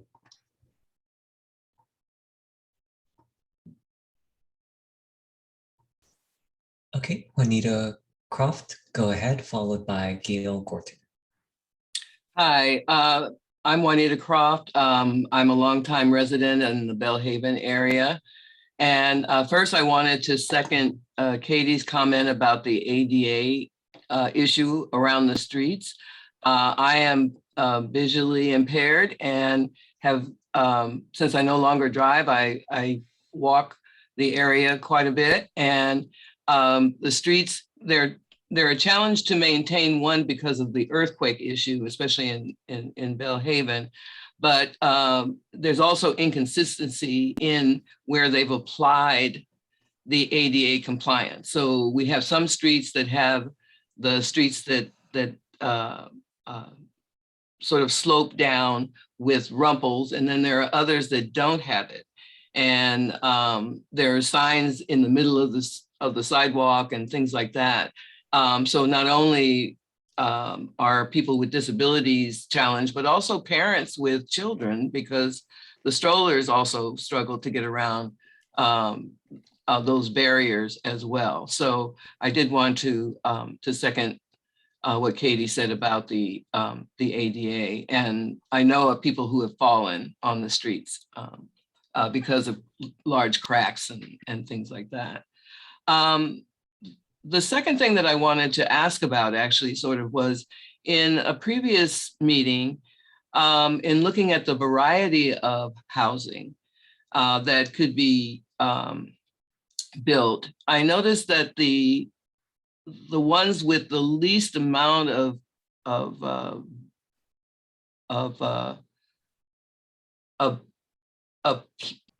development were also moderate housing. And I know that people are focused on the low and very low housing in terms of being affordable, but there are also families in our community who could afford a moderate housing. So is that part of the plan as well, to also add, because I was surprised to see it was like 8% complete. So I was wondering if that's going to be included in some of these different areas in terms of what are moderate housing. And that could even be those duplexes and other types of, condos or something. So I was wondering about that. Yeah, thanks, Juanita. Jeff's raring to go. Okay. Jump in.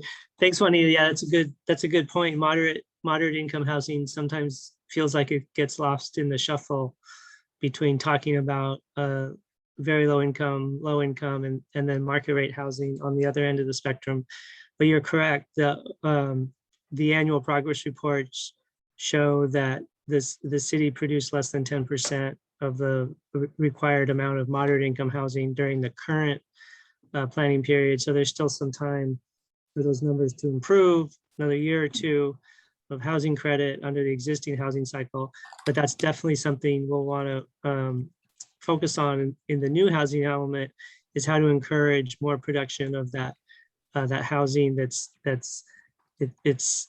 basically it's the most expensive of the three categories of housing for income levels that are considered affordable housing. It's that 80% to 120% of area median income.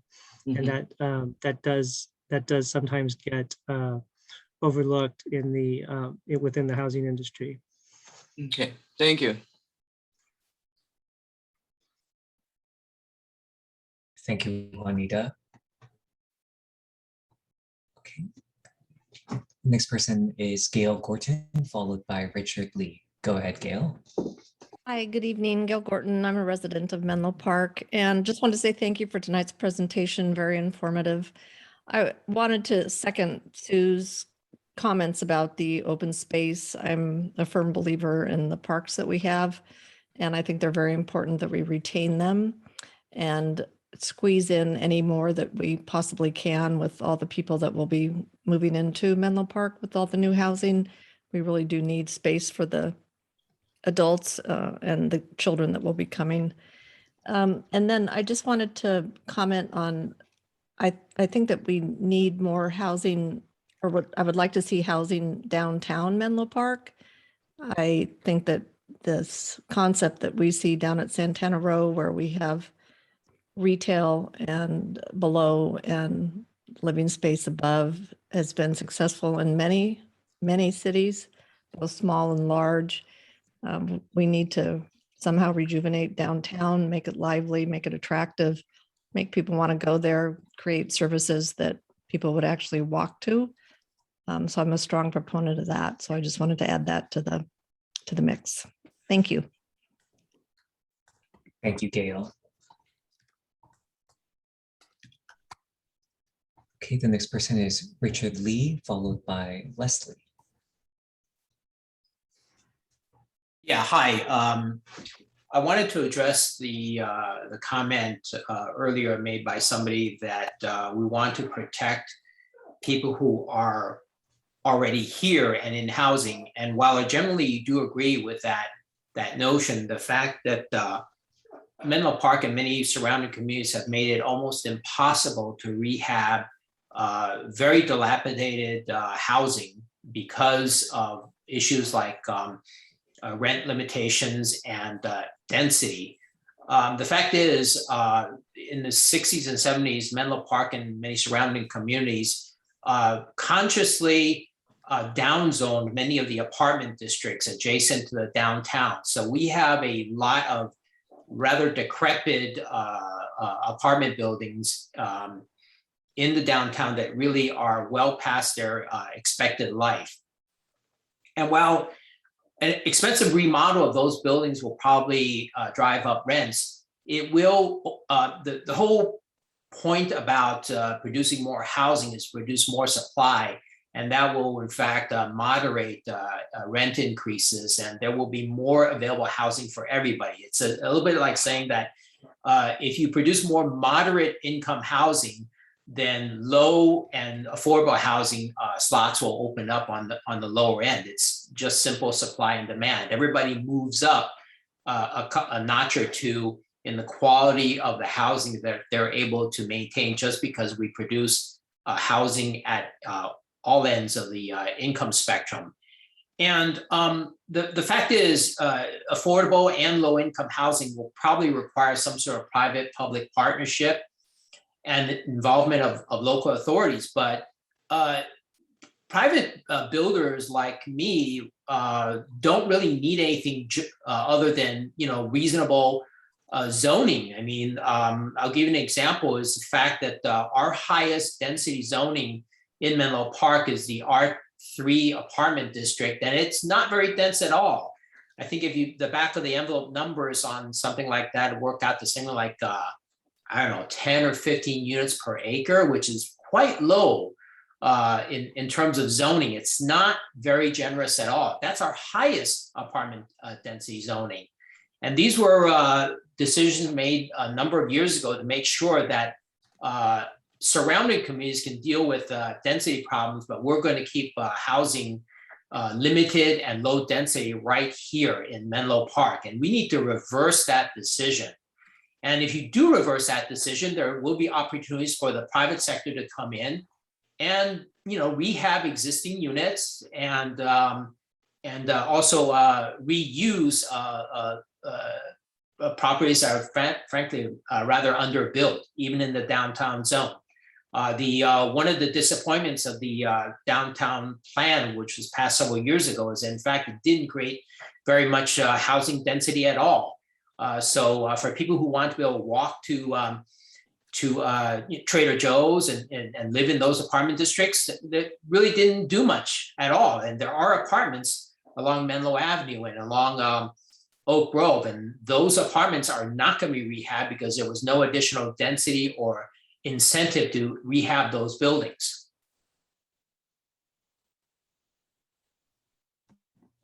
Thank you, Richard. That was a really interesting perspective. Thanks, Richard. Okay, the next person is Leslie, followed by Cynthia Harris. Go ahead, Leslie.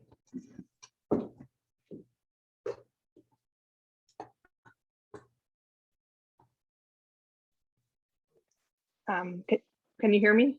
Yes, thank you. Okay, thank you. Hi, my name is Leslie Feldman. I am a resident of Menlo Park, and I want to thank everyone for hosting this webinar. It's really informative and a really great opportunity to share our thoughts. And I just wanted to pick up on one thing. I think it was Richard who brought up this idea of not in my backyard, NIMBYism, and certain people in certain neighborhoods resisting additional housing in those areas. And I think that's really an important issue to address head on, because I fear that if we fall short of our housing goals and our equity goals, that will be a major cause.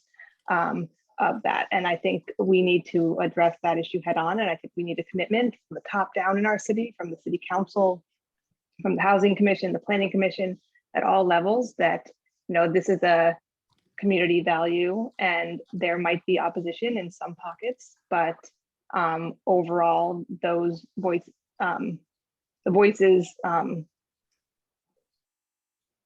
expressing those issues are not the majority of the people in our city. And we need to move forward with more equitable housing regardless of opposition, because we know that there's going to be opposition. We need to plan for that ahead of time and really have a top-down commitment to a more equitable city. Thanks. Thank you, Leslie. Okay, go ahead, Cynthia. Hi, my name's Cynthia Harris. I am on the Planning Commission, but speaking for myself tonight as a Menlo Park resident living in Linfield Oaks. I would like to agree with many of the speakers tonight. I wanted to share my concern about how we approached the last RHNA, RHNA 5. We supplied a lot of housing, but it was primarily market rate. And most of it, again, was in the Belhaven, as many people have said. I think we cannot simply rely on developers. I appreciate the developers who have built housing and are continuing to build housing. However, I'm concerned that we can't just rely on developers to get us to our RHNA numbers, since we're required to build a significant percentage of them as low income or moderate. And in general, the bigger density projects will only provide for 15% BMR units. And at 15%, we're just not going to get to the numbers that we need to get to. So I just want to encourage us to look at all different ideas, including public-private partnerships, zoning. For example, what might it look like if we had a partnership for the USGS site so that we could have more than 15% BMR units, potentially at all BMR levels. So just wanted to put that out there, that I think we need to really think out of the box to try to get us to where we need to go to fix our housing shortage and also to be more equitable. Thank you. Thank you, Cynthia. Okay, at this time, if any other person would like to make a comment, please press the raise hand button at the bottom of your screen. Otherwise, on my end, I see no other raised hands. We'll give a few seconds for people to find that button if they'd like to. Yes, and during that time, thanks so much, Calvin, and for everybody who commented. These comments are really valuable for us to hear, and also, you know, it's just so wonderful to have folks in the community hearing each other. So, Erin, I cued you in a few minutes ago. Do you want to set this question up a little bit more around safety? Yeah, sure. So for this question, we're asking about what sort of actions or strategies you all think that the city might want to think about engaging in or acting on to ensure that the community as a whole is better prepared for the next climate hazard.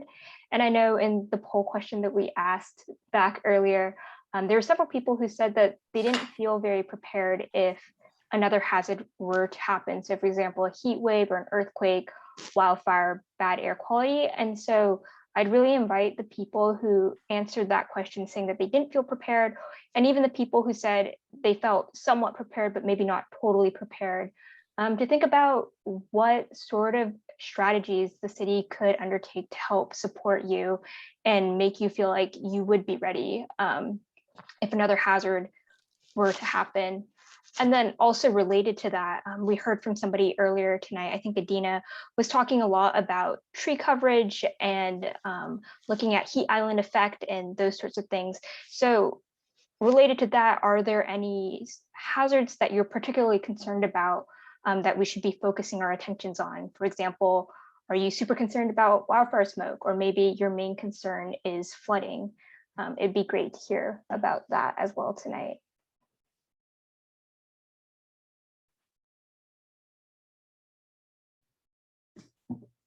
Thanks, Erin. So if anyone wants to provide some additional comments for this question, please press the raise hand button at the bottom of your screen, or *9 if you're joining us by phone. If you also like to provide comments via the chat feature, that's also available. Feel free to type it in and we can read out your comments or questions that way.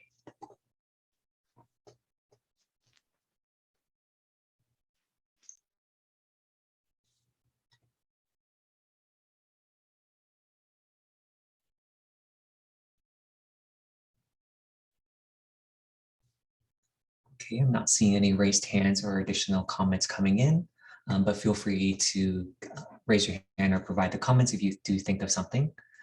Christina, should we move on to the next question? Sure. Thank you, everyone. Yes. Yes. All right. So I didn't line this one up, but I know that Asher and Cristobal will be ready to help frame this question a little bit more. So please go ahead. Sure. So we mentioned earlier, we're looking at environmental justice in terms of what areas of the city are particularly, have particularly equity and access to equity issues, and then what are the sort of issues that you all might think maybe things that we should really focus on.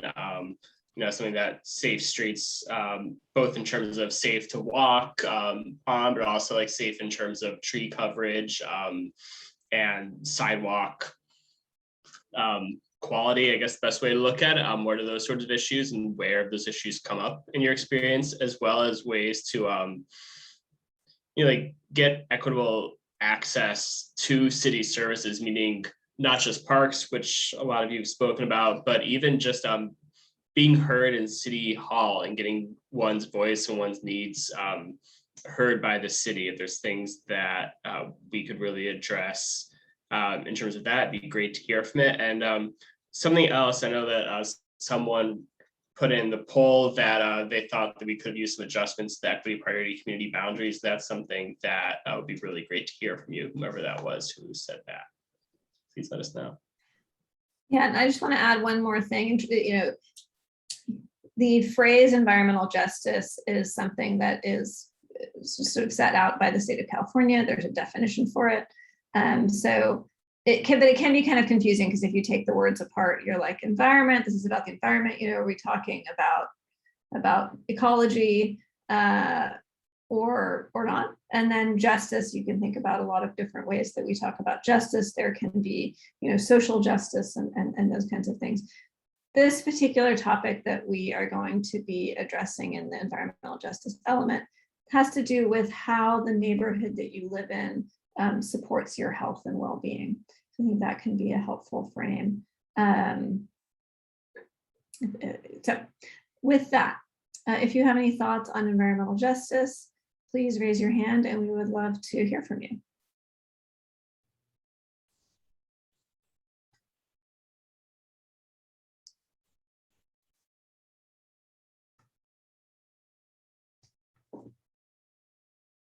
Okay, I'm not seeing any hands at this moment, but feel free to also type into chat if you'd like to provide your comment. A hand just got raised. Gail, go ahead. Does this include bikes? Yeah, and Jeff and Asher, why don't you talk a little bit more about transportation, access to active transportation, and how that fits in with environmental justice? Sure. Thanks, Christina. And thanks for that question, Gail. Safe and healthy communities and neighborhoods definitely includes how people get around safely. Particularly, there should be good opportunities to get to the parks and open space that people have talked about appreciating and valuing so much in the community. So access to physical exercise, as well as safe transportation to community amenities such as walking and biking, is definitely within the environmental justice framework. And insofar as biking is helpful for your health because you're out and you're being active, that's another way that we want to think about it as part of this element. So with that, Gail, did you have a thought about biking? Yes. Can you hear me? Yes, go ahead. So I don't ride a bike because I can't due to balance issues, but I see many people riding bikes, and I don't see that they have very much safety in terms of doing that. Like there aren't bike lanes and well, I don't see many of them stopping at stop signs. I don't see them having lights on at night. So as a person who drives a car, and I usually walk everywhere around Menlo Park, but at times when I do drive, I'm really cautious because I don't see that they have a safe route in which they can ride their bikes. And then I didn't know if there was some kind of educational support for bicyclists as to what are the rules that they're supposed to follow, and then what they can do for their own safety in terms of how to make themselves more visible. Yeah, thanks, Gail. There certainly are programs like that. You know, one that's fairly common are programs like going to schools and teaching kids bike safety. You know, we older dogs may be more reticent to put our helmets on and use our brakes. But if you teach kids earlier, that can be really helpful. Thank you, Gail. Okay, the next person I'd like to call on is Juanita Croft. Go ahead, Juanita. Hi. In terms of environmental justice, would the use of the local parks be considered that? One of the things that happened in Belhaven is that once the city improved the park in our area, it was made available for rentals. And so that meant that the kids in our neighborhood weren't able to use it on a regular basis because usually the rentals coincided with when they were out of school or when adults were out of school. And so is there a perspective in terms of looking at how the parks are utilized for rentals, especially the big parks where they have fields and things like that? Yeah, definitely. That's a great point. Jeff, do you have anything else to add? No, yeah, I just thought it's actually a great example of, you know, it's not enough just to have a park nearby, but you have to have, you know, good access to it, and it has to be available, you know, for the use of the community. And if there's something happening that's preventing that on any three of those different levels, then I think that's definitely a good topic for discussion and debate within the community. And that's part of this process. And I'm going to wonk out a little bit and say that when we're thinking about parks, you know, there are parks and then there are parks. So soccer fields are great, but not everybody wants to go play soccer all the time. So one of the things that's helpful to think about with environmental justice is it's great to have a rental space, but you know, what's everybody else going to do? And so how can we provide a great level of service in parks that we have, you know, and as cities begin to have less and less space that they can turn into parks, you know, how can you provide a kind of a multitude of experiences within that same kind of facility? So again, it's not just a grassy field. You know, you can have a tango lesson or, you know, just sit and chat with your friends or whatever you want to do. Thank you. Thank you, Juanita. Thank you, Christina. Okay, I don't see any other hands at this moment. No other comments are popping up in the chat. There was one question, Calvin, I felt went unanswered. Karen Grove asked about whether it was appropriate for the housing element to include policies that would support renters and tenants in their housing challenges, and that's definitely 100% appropriate within a housing element. Very, very, very typical as well. All right, well, awesome. We are here for you if you continue to have thoughts.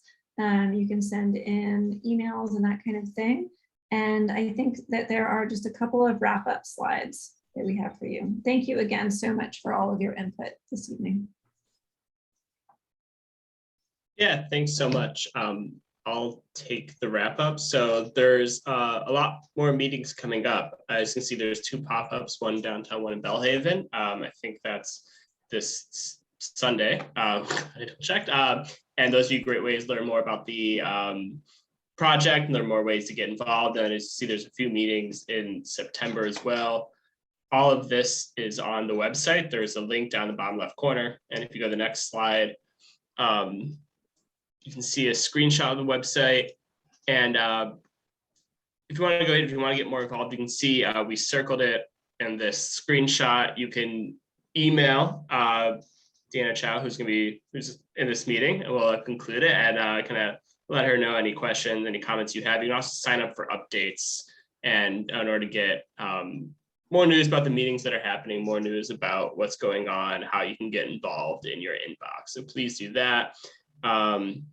You can translate the page in Spanish as well. You can see that right below. So thank you so much. I'll turn it over to Jeff and Deanna to say goodnight. So Karen Grove snuck in one more question in the chat. And my answer is going to be yes. The housing element could definitely have programs and policies around appropriate staffing levels for a housing program. I hope that helps. And thank you everyone for coming out on this Thursday evening and spending your time with us. We really appreciate it. It really adds value to this process, and we thank you for your commitment of time and energy.